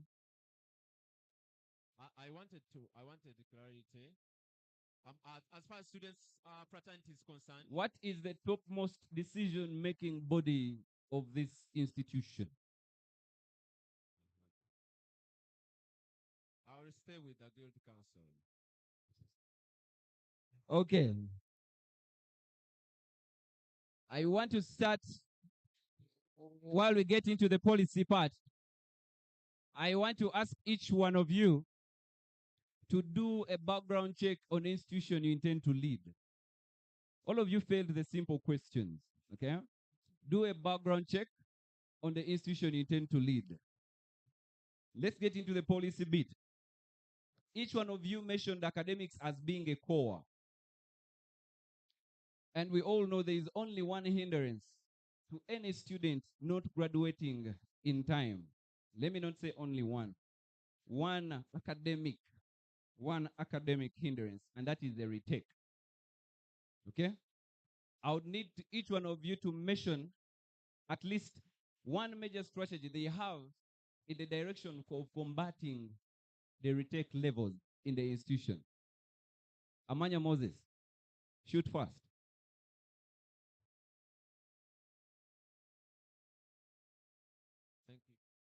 Thank you so much. The only way to combat retakes is follow-up. When we have follow-up policies, retakes can never be in place here. Will never be in MUBS. Ask me how. When you look at people who have retakes, it's not that they have these retakes because they want. I can give you a scenario. We had procurement year one. They were supposed to be having an online paper for business law from 2 to 3. MUBS was down. Later on in the day, they communicated that it was to be rescheduled from 7 to 8. Guess what happened? Most of the hostels' power had gone, and people didn't get effective communication. And I want to tell you that when you don't do coursework, you get an automatic retake if you miss coursework. So I want to tell you that these retakes are not that people have not read. They don't mind about academics. But a few challenges that can always be handled lead to people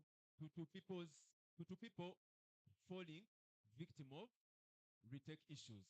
And I want to tell you, unless there is a clear policy of follow-up, that's when unless there is a follow-up, we can never do what? We can never do away with the retakes. So my only policy to come up with a solution to combat retakes is close follow-up. How Okay. did it go? Where did the marks go? And so on. Thank you so much. Thank you so much. Let me lose water. Can I lose water? The structure of the leadership of this institution provides for a lot of inclusion that we must appreciate. Thank you. We have course leaders. We have associations which include academic culture and the rest. We have GRCs, we have the cabinet, and the like. So I want to believe on a student level structure-wise, the representation is accurate. Should we blame the failure rate on students or on the administration? Now, we live in a community of which each and every concept is affected by a number of activities or ideas. So to say, the failure rate partly can be on a student level reality, partly can be on the lecturer's level, partly can be on an administration level. So each and every person in this situation has a building step to put across for the failure rate to improve. It is not only students that should be blamed, but it is a causative action of each and every individual in this particular sense that has an activity or a role to play for this achievement. Thank you so much. But still on the same, on a scale of 1 to 10, or on a percentage level, when you say partly, statisticians will not understand you. We work well with figures. To what percentage are students? To what percentage do we blame the administration? That is very subjective. Every figure of a percentage that I will give you will be biased because of what I am saying. Unless we look for real statistics, that is when we can say that this percentage and it is this percentage. Well, in your fourth semester, as a student about to lead for the next 2 semesters, if the students choose you, you still don't think you have a statistical assumption that can be based on. That is not so perfect. Let me go to Chopri. Chopri, the consequence of retakes invites the idea of recess, especially for the 3rd year. First, would you grant recess if you had a chance? Or no? That one you can answer in 5 seconds. Just, is it a yes or no? If you had a chance, would you? I would grant remedial tests instead of recess. Aside that, they graduate in time. Like BSA year 3, I've been granted in accounting 3, and trust me, they're going to do the redo in the most painful spirit. Okay. I do not need a lot of explanation to understand that your answer is a no. You didn't grant recess. But still in the same line about the remedial tests and all that. Lecturers are paid according to the time they participate. Okay? While you encourage all this, what method do you have in aiding the administration to have enough resources to see that the administration can administer the remedial tests you are talking about without having to incur extra costs. So if they have to incur, from what resource envelope?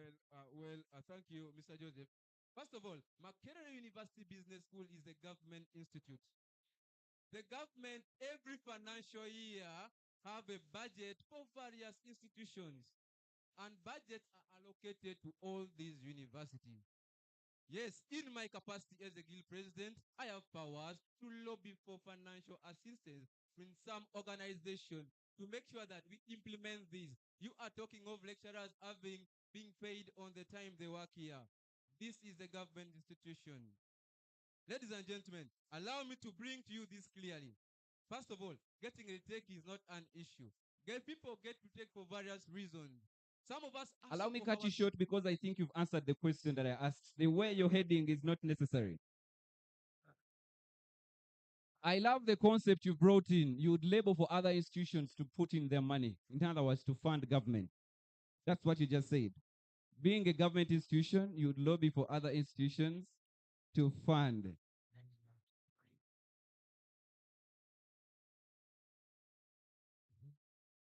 I've been corrected. You said you'd label for government to fund the institution. You're still saying no? So it's not private, it's not government. No. Let's not go there because it will confuse you so much. Speaking of finances, what is the non-wage fund government allocates? You strongly mentioned that government funds the institution. What is the non-wage fund the government gives to Mackay University Business School to run its operations? Well, every financial year has its own budget that is allocated, and it varies. It depends on the financial year. It depends on the economic status. It depends on the rate of inflation in the country. And so if the country is undergoing what we call hyperinflation, inflation at its bottleneck, you cannot expect the government to fund much money to the institution. But if we have what we call moderate inflation, well and good, the government can fund. Therefore, my answer is it depends. It varies in the financial year that the government operates in. The gross domestic product, what we call GDP of an economy. I am going to cut you short again.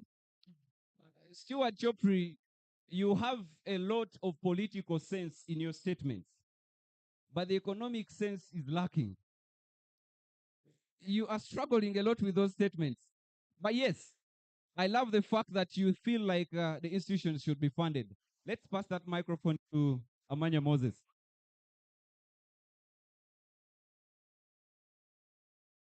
Amanya Moses, when the previous moderator was asking about, you strongly spoke well about the party with which you affiliate, which happens to be in power for the time you have mentioned. And we thank God for whatever it is that you're grateful for. I want to understand, why do public institutions like Makerere University still have ramshackled structures? Do you intend to do anything about it? Yes, of course, I do. Because I want to first reverse this and try to tell you one of the track records this institution has. Today, the managing director, Stanbic Bank, has been a student of this institution. Today, the Speaker of Parliament has been a student and staff of this institution. Today, a number of government officials have gone through the gates of this institution. Why exactly are we still having a very minimal resource envelope? First answer the why, and then tell me what you need to do about it. Thank you so much. I want to first tell you that where MUBS is today is not where it used to be 20 years ago. Mr. Joseph, you will agree with me that for the time MUBS has been here, there are changes that have occurred. There is transformation. The way it was in the position I will be holding at that time, to lobby for this institution, you're going to see good structures, you're going to see services flowing here. People are going to have a good stay in Makerere University Business School. Thank you so much. The next part of policy, allow me welcome the President Debate Society to question in the same line of policy. Thank you so much. Thank you very much, Mr. Moses. A good evening. I think it's already evening. So I want want to start off with Mr. Amanya Moses, right from where he left off. So you talked about the existence of structural changes, and I think in your policy, he also asked you why we still have this stature of building. For so long, there has been a belief now, because of the long rule of NRM, that the only way you can have change is when you have NRM within that party. And this highly undermines the opposition, right? But my question is, what is your guarantee that these structural policies you intend to have are actually going to happen within the limited time frame that you have? Because university politics are not like national politics where you have a longer term to serve. First of all, as people were coming up with this policy, given the fact that we are here for 3 years and we always have a limited time, the people who came up with this stipulated time of one being in power, I want to tell you that this time was allocated and they knew it would be sufficient. It's not by mistake that they told us to assume power for a given period of time. And I want to tell you that as people elect me into power and vote for me, I want to bring this to your attention that creating change is not something that just happens abruptly. It is a gradual process. I might not, I might bring a few changes here and there. I might change some of the things, but I will make sure that before I leave power, I've set a pace, I've laid a fertile ground, I've left a legacy. I'll make sure I write to all officers, I write to all responsible and concerned people to make sure that MUBS will shine and have what it's supposed to be having. So what I mean is, I will not do it in this period given time, but I'll make sure I initiate. Okay, you so so you all claimed to be leaders, but I feel there is a lot of political response to that question.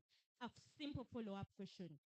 God forbid, in case you do not go through as guild president, does that mark the end of your policies to yourself? I don't believe I will not go through because I know I'm going to win. But to answer that, to any other person, I believe not me, not any other, not me alone, but to even you, like you and any other person. If you lose an election, doesn't mean that service or the capacity or the contribution you would give to the society has stopped. I want to tell you that we can always serve people in different capacities. As I had said at first, I want to tell you that service is not holding positions, that when you're not a guild president, you will not serve people. Thank you so much. Okay, I'll jump right to Honorable Benedict Lutwata and I'll finalize with Chopper. So I want to ask you, again, you simply said you could not comment on the unpopularity of your party. Party politics play a significant role in national politics, but I think even in the GRC house, that is to lobby support for your policies. How are you going to ensure, in case you go through as president, how are you going to ensure, one, the rebuilding of trust in your ideologies as a person and as a party that you're aligned to? How are you also going to ensure that you have that cohesiveness and the willingness of people to work with you, especially with how unpopular your party is? I am a representation of my party, and I believe with personal relationships, we can lobby and have better relationships around and off campus. Personal relationships are key to leadership. You realize that. So with good leadership, as a person, I have an experience in negotiation and collaborative leadership. With that, as a person, we are standing with that criteria so that we can push and have cohesiveness within the party and Makerere University Business School at large. Okay, Honorable Chopper, I align policies with parties, most especially because you follow through with the ideology of your party to implement certain things, right? So for far too long, ever since like the reignition of a strong opposition for the nation, there's been a lot of talk on hooliganism and radicalism, right? That exists within the party. The question then becomes, how are you going to ensure that the policies you're pushing for become inclusive and the element of radicalism is removed in that particular thing? Like you're able to tolerate everyone and work with everyone cohesively. Well, first of all, allow me to disclaim that my party is radical. We are a very peaceful team, disciplined team. That's why we have a diverse categories of individuals from various parts of the country, Uganda, that we serve in. That alone shows inclusivity and diversity in leadership. Well, if given power, of which I'm going to go through, I am going to engage more other camps, the NRM, the UID. They come and work together. Negotiations are key to such policies. Well, the agenda cannot die simply because you are in power. Let their agenda prevail, but only on full negotiation, the terms and conditions on which we shall operate some of these policies. Okay, just a follow-up question. You talk about the diversity that your party has and whatnot, but throughout the campaign, I won't say it's only your party, but I think it's for all parties. We've seen the hate speech move around. Like when a different candidate is speaking, people throw words, for example, and it's not only with no. The question is, how are you going to ensure that people are willing to work together if the cohesiveness already doesn't exist from the baseline? Well, as I stated earlier on, at the onset of this debate, that when elected the guild president, I am going to appoint Honorable Manya as a cabinet minister. I am going to appoint Honorable as a cabinet minister. By doing so, their followers can align with their leadership skills.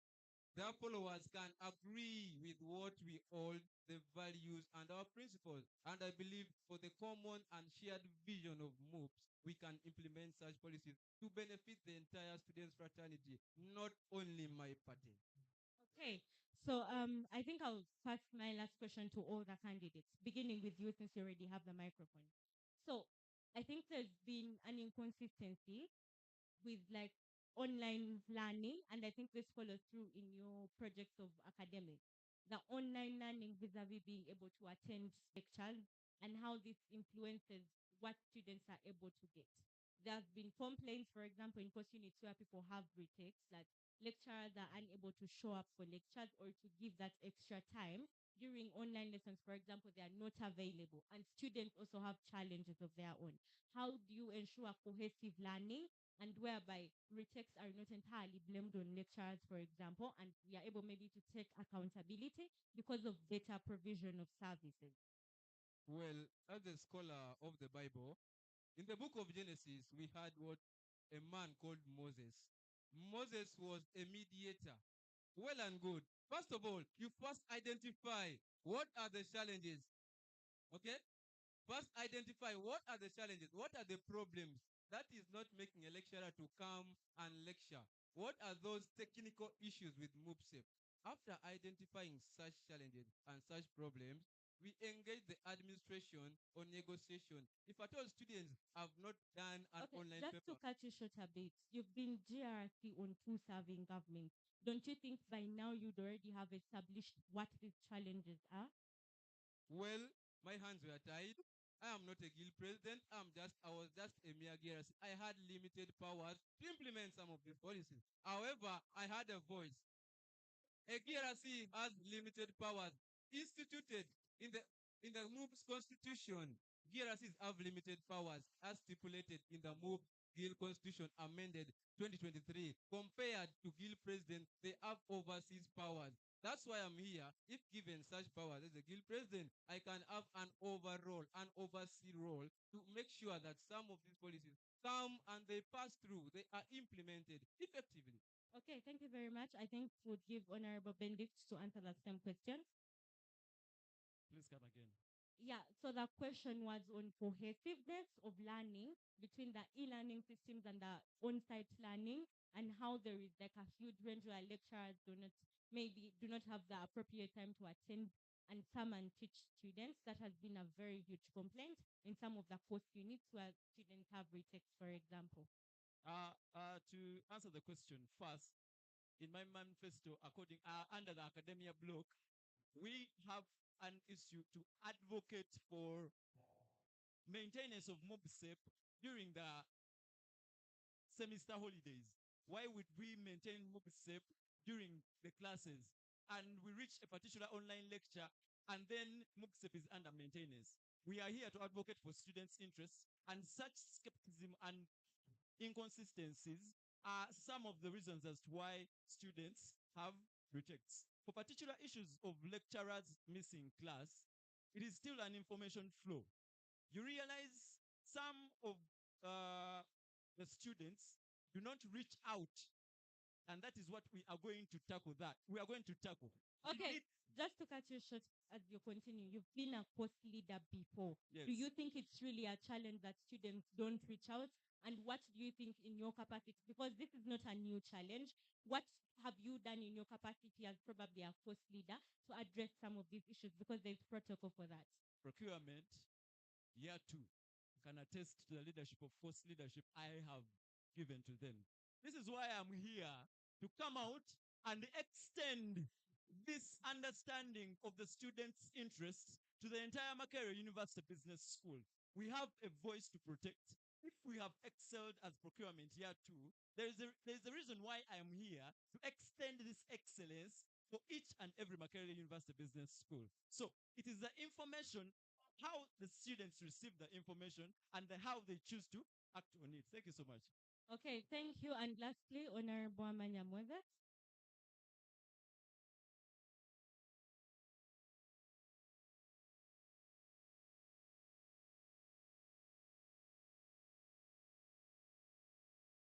That same question, please, on e-learning and cohesiveness. I would say e-learning, I think it was more emphasized during the COVID time. That's the fact. It wouldn't be bad, but you find that some of the members are not more conversant with the use of the e-learning system and how the connectivity.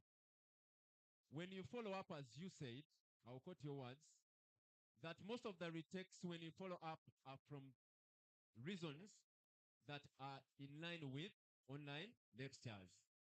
I don't in the era where we are, I don't condemn having online lectures blended with the physical one. But my take is we should consider which lectures are more that are more that people are conversant with. We have physical and we have online. In my own opinion, I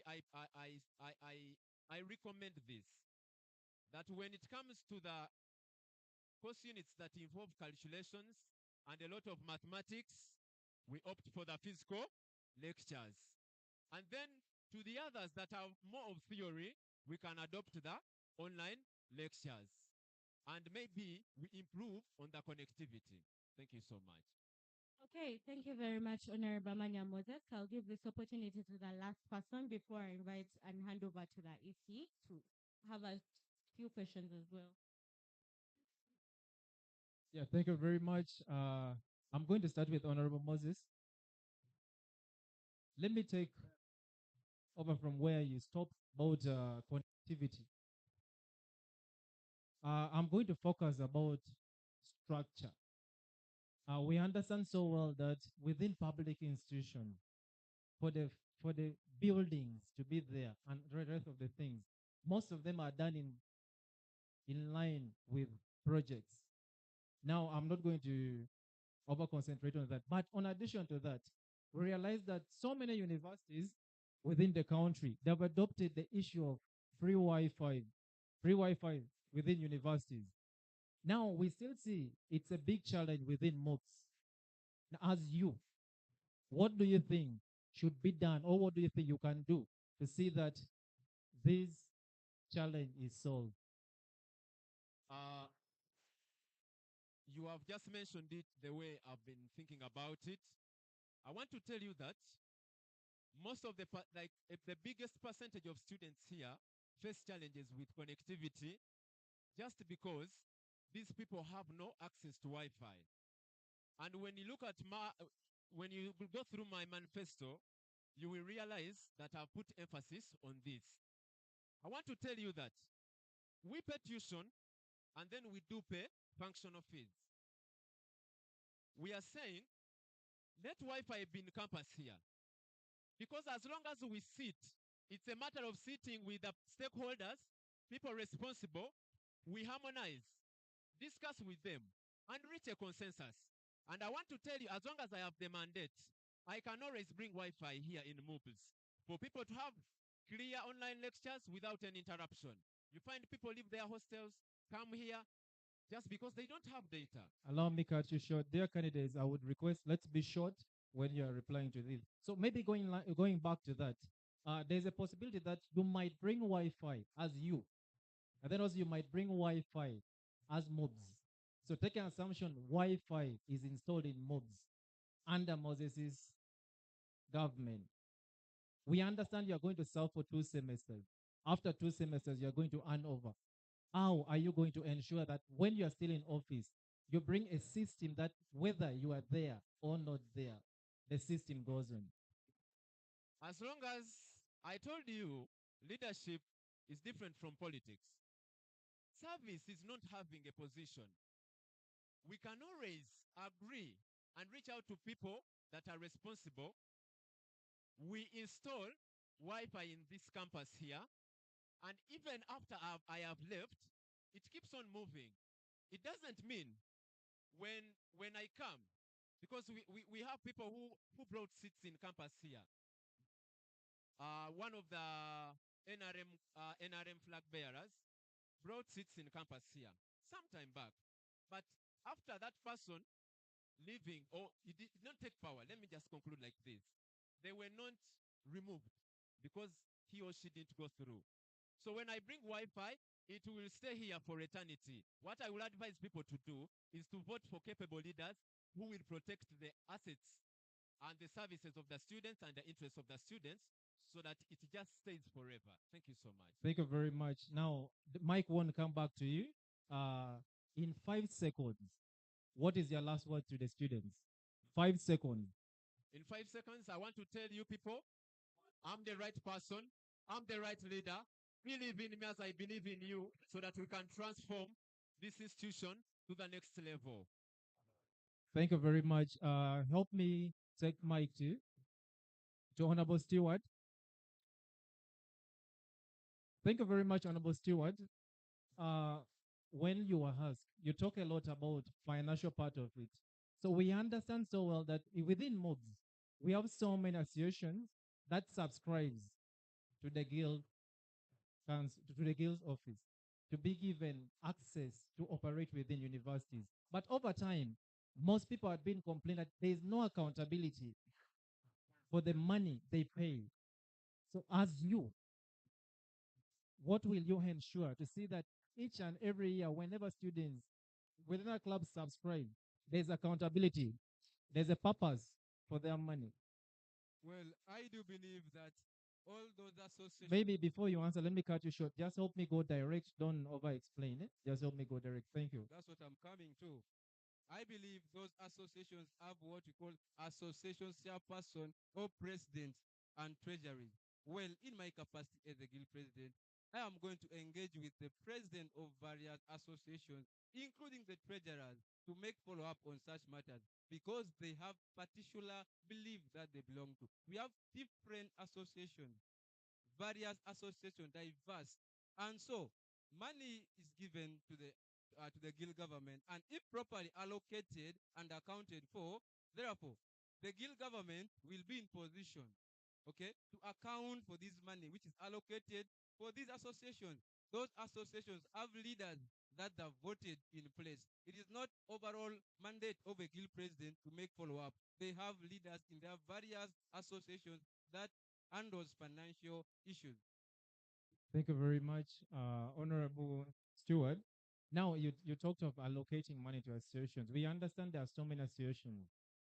Now, will this money be allocated as university setting or as your government setting? The answer, just give me direct answer. Well, they are given to the guild government, and it's the duty of the guild government to allocate this money to the associations. Thank you very much. I'll take assumption the money will be allocated as the Guild Council. So thank you very much. In 5 seconds, help me give the audience your last statement. Stewart Chopre is the choice. He's the charismatic leader, the only voice standing, the only lion that will restore the students' value with the perfidy and mendacity and absolute baliku. Ladies and gentlemen, we are not here just as noob camp, but to win it all. Come next week on Friday, the 22nd of this week, of next week, as we are going to be claimed as the guild government in place. Thank you very much. Help me take the mic to Honorable Benedict. Honorable Benedict, I heard you say the party where you are the flag bearer right now open to serve MUBS for quite a number of years now. So how would you convince students? Because we understand if you're in position to serve for some good times, you might have built a system and you might be having many followers. But how would you convince the students that most people who come under the party doesn't serve only the interest of the party, but mainly concentrate on the interest of the student? We have a legacy as a chapter to have provided sustainable solutions in the previous years. We have water tanks on toilets that was... Excuse me, friends. All right. We have a chapter that represents sustainable solutions that have been provided to Makerere University Business School. My duty as a president will be to enhance these resources that have been provided as Makerere University Business Students Guild. We have water tanks that were given by His Excellency Ntende Julius. We have compound seats that have been renovated by His Excellency Wasa Christopher. I want to tell you, Wasa Christopher built small gate under his leadership for quite a long period of time. That is going to be there. I am here to tell you. Excuse me. Help me answer this in direct. Don't over-explain. In 1 minute. Our ideology promotes sustainable solutions for Makerere University Business School, and it is here. It is what I'm here to maintain. Thank you. Thank you very much. So in 5 seconds, you can give us your last word. Makerere University Business School, I want to invite you on 22nd to please come through, because I am the best candidate you can take a chance on. Makerere University Business School has a legacy to protect, and Luswata Benedict is here to protect that legacy. For God and my country, we enable the future. Thank you very much, everyone. As Honorable Joseph said at first that we are not only building MUBS, but after here, we need to build Uganda. So it's the message to every student that there's life after here. And let's do our best to see that we make MUBS shine. Thank you very much. May God bless you. Okay, thank you very much. I would kindly request the Guild's presidential candidates to please take their seats. Thank you very much for being here.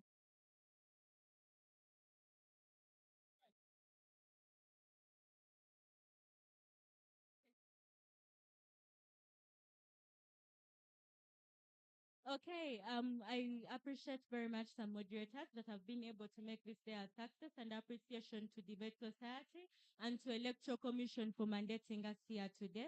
Without further ado, allow me to welcome the Chairperson Electoral Commission to take over. Thank you.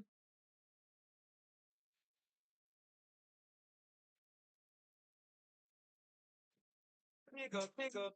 All of the woman them pick up, pick up. All of the girl them pick up, pick up. Woman them pick up, pick up. Boy, I just talk up, Jenny press up. If I have to fill up for your makeup, well, check what? She come up a man big.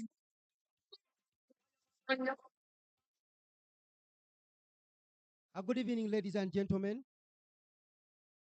Good evening, ladies and gentlemen. You will allow me, by an amount scratching or in simpler terms, Kakafoniasri, read you what the guidelines that we are going to follow as we leave these grounds. And those are the guidelines that we are going to follow during the elections time. So, dear ladies and gentlemen, I don't want any candidate to fall a victim of the effects of Malagano society or cerebrity panjandrum. So, dear ladies and gentlemen, I want to read you Article 84. These are the guidelines that we are going to follow. I don't want any of you to fall a victim. So Article 84 talks about the campaigning of the candidates. Subject to provisions of the Constitution and any other electoral rules and regulations, the Electoral Commission may determine the manner in which campaigns may take place, and information will be communicated to the candidates and the students' body. So, dear ladies and gentlemen, all we are going to do, all the guidelines that we are going to follow, I am communicating this directly to your candidates. I don't want any of you to fall a victim. Every candidate, plus two, every candidate for the guild elections has a right to conduct his or her campaign freely and in accordance with the school rules and regulations. As we started with the Constitution, I had 4 candidates in the race, and now we have 3 candidates in the race. I had told you as I started this electoral process, there is what we call the Latin marxism of leo demo de coortum. Leo demo de disocotum applies with equal force. Something that was approved by appending of signatures should only be disapproved by signatures. I was a GRC by then. We amended this constitution. The constitution now I use is the constitution of 2023 as amended. So in public office, we serve 3 masters. We serve our God, we serve the law, and we serve the electorate. So there is nothing I will do that is anyhow or out of the constitution. So ladies and gentlemen, I want you to read you this article 84. If any of you fall a victim, I will not be worth a blame. So dear ladies and gentlemen, clause 3 of article 84, all guilty candidates stroke regional up-country prime ministers candidates shall have the privilege to address students' gatherings at the respective campuses before polling day. The dates and the periods of these addresses shall be determined and published by the Electoral Commission. Clause 4 of Article 84. A candidate who, before or during elections, either direct or indirect, by words, either spoken or written, or any other representation, or any manner, 6, excite or promote disharmony, enmity, hatred against another candidate or a person on the grounds of sex, race, color, ethnic group, tribe, birth, creed, or religion, organizes a group or persons or students with the intention of using force, violence, abusive, insulting, corrupt language, calculated, malign, disparage, condemn, or insult any other person or candidate, or with a view to cause disharmony or breach of peace, obstruct or interferes or attempts to obstruct or interfere with the elections, or in any manner threatens any candidate or voter with injury or harm any kind, commits any offense. Here the NRM camp. Here the NRM camp. Excuse me. Excuse me, the NRM camp. I will call Honorable Amanya to discipline you. So, dear ladies and gentlemen, if any candidate commits any offense, is liable to disciplinary proceedings. He or she is if he or she is a candidate, is liable to disqualification. Dear ladies and gentlemen, as we started by following the Constitution, I therefore warn you. I want to warn the denizens, the populi, and the Homo sapiens that are here. I want to concoct this and speak with verity, veracity, odinkum oil. I don't want any candidate. You know, when I'm communicating the candidates directly, some of you don't feel the verity of what they are passing through, but you're just excited. Your mind and behavior is hampered and tainted with estoppel. And I want to tell you, if your actions are hampered and tainted with any stoppage, it will amount to an act of rascality in this university. It will lead to an arms karam act of political gambadonism. So, dear ladies and gentlemen, as I conclude, because concluding I must, I promise you when you the hobo pejoratively hobunobus with me the hobo hobulin, I'll always koto in your poo. So, dear ladies and gentlemen, in an epilogue of a conclusion, I want to read this goes directed to your candidates. Dear Honorable Amanya, dear Honorable Chopre, and Honorable Benedict. I want to read you Article 83. In brief, I'm going to read clause 3. The election shall be conducted at a designated polling station under supervision of the Electoral Commission. I had a meeting prior with you, and we agreed that we are going to have the elections on the other staff parking grounds. So, dear ladies and gentlemen, I want to read to you clause 7 of Article 83. Guild presidential stroke regional campus prime minister candidates may have at most 2 election candidates at each polling station. The name of the agents must be known to the returning officer at least 1 day before the polling day. So, dear candidates, on Thursday, I request you to reveal me your agents.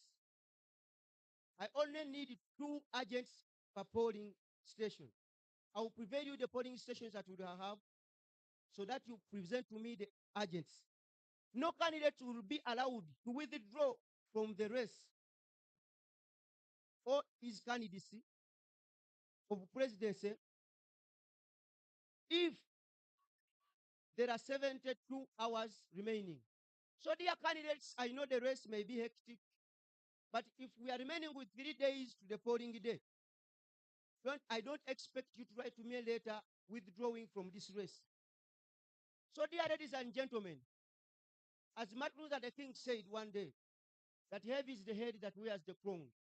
I have already felt the weight of being a chairman of Makerere University Business School Electoral Commission. This goes to you candidates directly. The pressure to compromise will always be there. But it is the values and the principles you have built that will determine your term of office.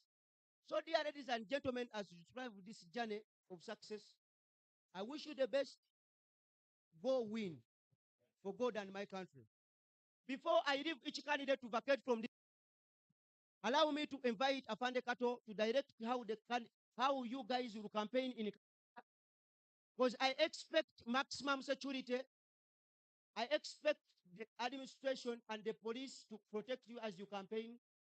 So, dear ladies and gentlemen, as I welcome Afande Kato, allow me to sagaciously, astutely, or in simple terms, cacophoniously, inform you that I want peace from today to the polling day.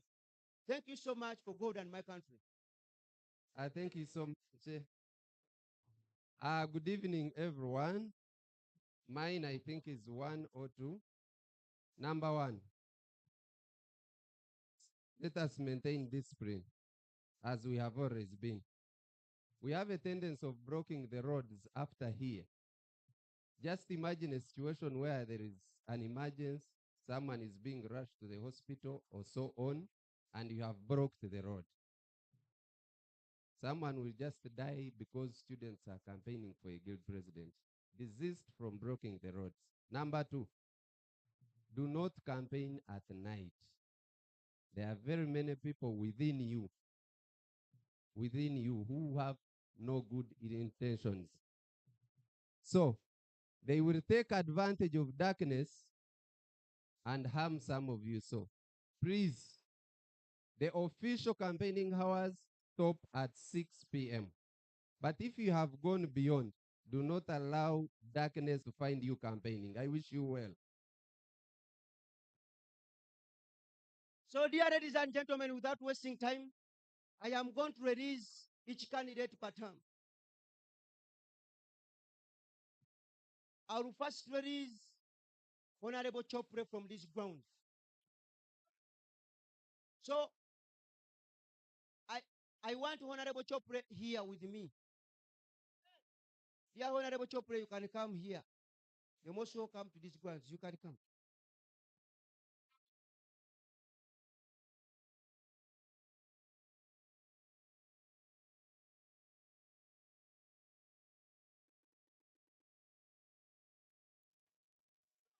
Lies in your house and a boy come tell you lies, man. See it. All you need is a get a gladiator alongside Navi this time. See it. Sakal and make any boy they don't have to touch no say bad man a fool man. See it. So we run straight out of Angala Tamocha. I am this bad man from Tamocha. It's when it's without Tamocha. And I'm straight up there in Tamocha. She wants to clean up Tamocha. I am this bad man from Tamocha. It's when you're without Tamocha. And I'm straight up there. Excuse me. So before I release Honorable Chopra, I want to invite all the candidates to take a group photo, then I release one by one. I'm sorry.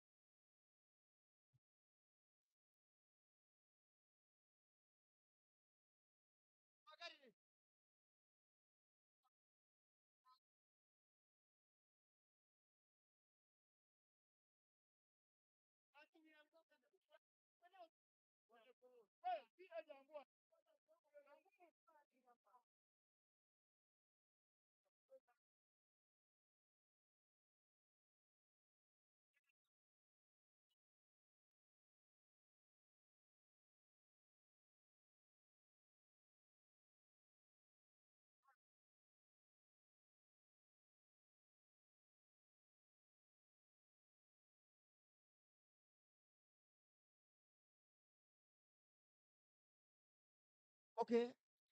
I expect each party to go to their places as I release each candidate to go.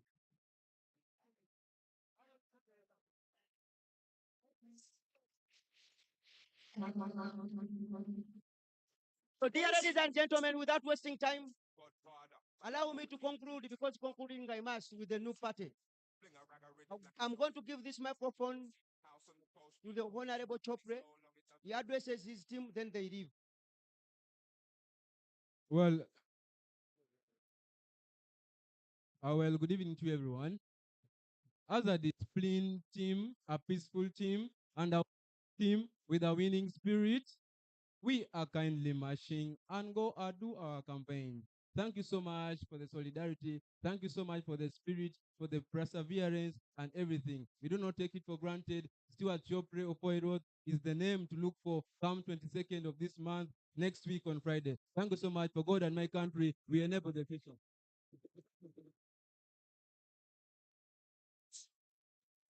Son of boy come tell you lies, man. See it. All you need is a get a gladiator alongside Navi this time. See it. Sakal and make any boy they don't have to touch no say bad man a fool man. See it. So we run straight out of Angala Tamocha.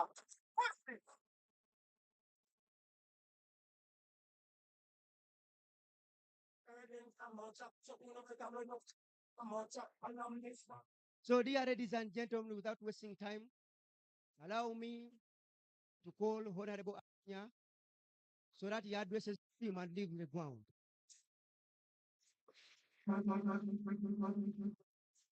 Bossy, Godfather, man OG, man a half humble, man bossy. Fling a rag a rhythm like it's all free. Bossy, house on the post street. My money so long it doesn't know me. It's looking at my kids, bossy. Yo, itches, tell them they can addicted. When you step out to that kind of it. But they comfortable, me physical fit. Me brown and sweet, just like the chocolate. Yo, wild, them ones don't like me. They didn't pretty with the avocado. So many city with me, but just party. Every man want be for me. The book of them pop on my bun weed. Man, my behind me have a move and go speak. We're better than a hell of pound 079, baby. I'm a hammer to this up. Bossy. Thank you so much. Thank you so much. Thank you so much. Are we need Timoe? Are we need Timoe? Are we need Timoe? Amanya Amanya. Thank you so much. I want to thank you so much for being here. I want to tell you the energy we have here. is the energy we are going to use as we assume power. Are we going? So I call each and every person, I call upon all of you members, let's be disciplined, let's campaign in peace. Let's chankalanye.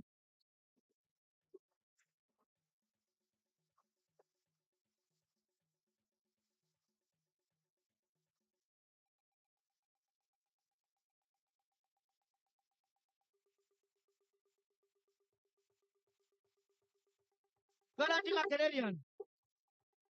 Guarantee Makerelians. We have come to the revelation day. Allow me to introduce and call Honorable N. Ground.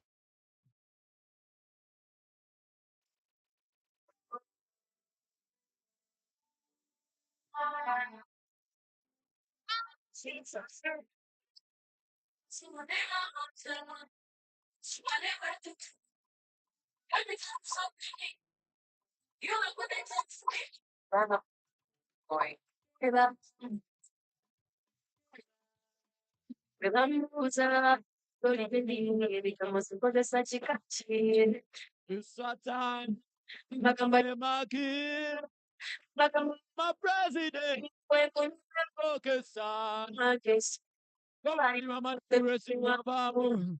Sasaka, That's why man, the one that is every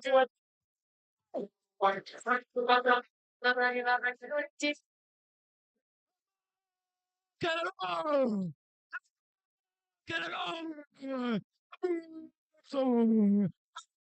So, I'm winning on, losing Z, losing Z, losing Z. You are the power. You are the power. You are the power. You are the power.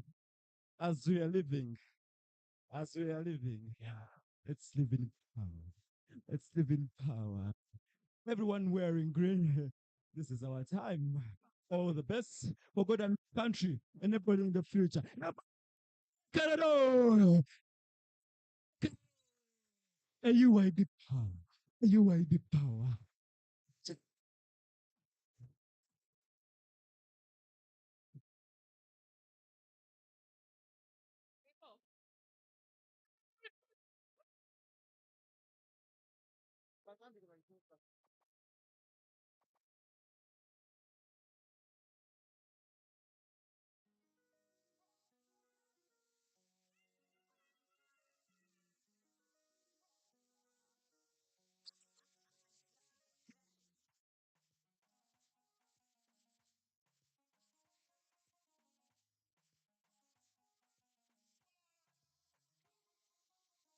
Pinumatukasan patambuga,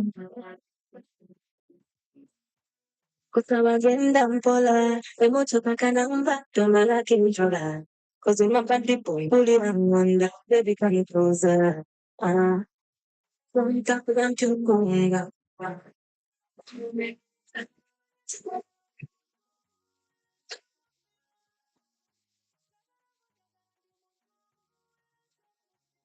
Oh boy, I need your love, I need your body, I need your love, I need your body, I need your body.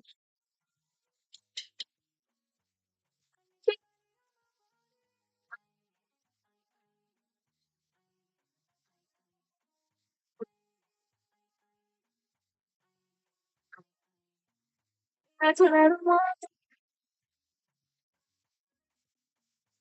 I got it on, I can't believe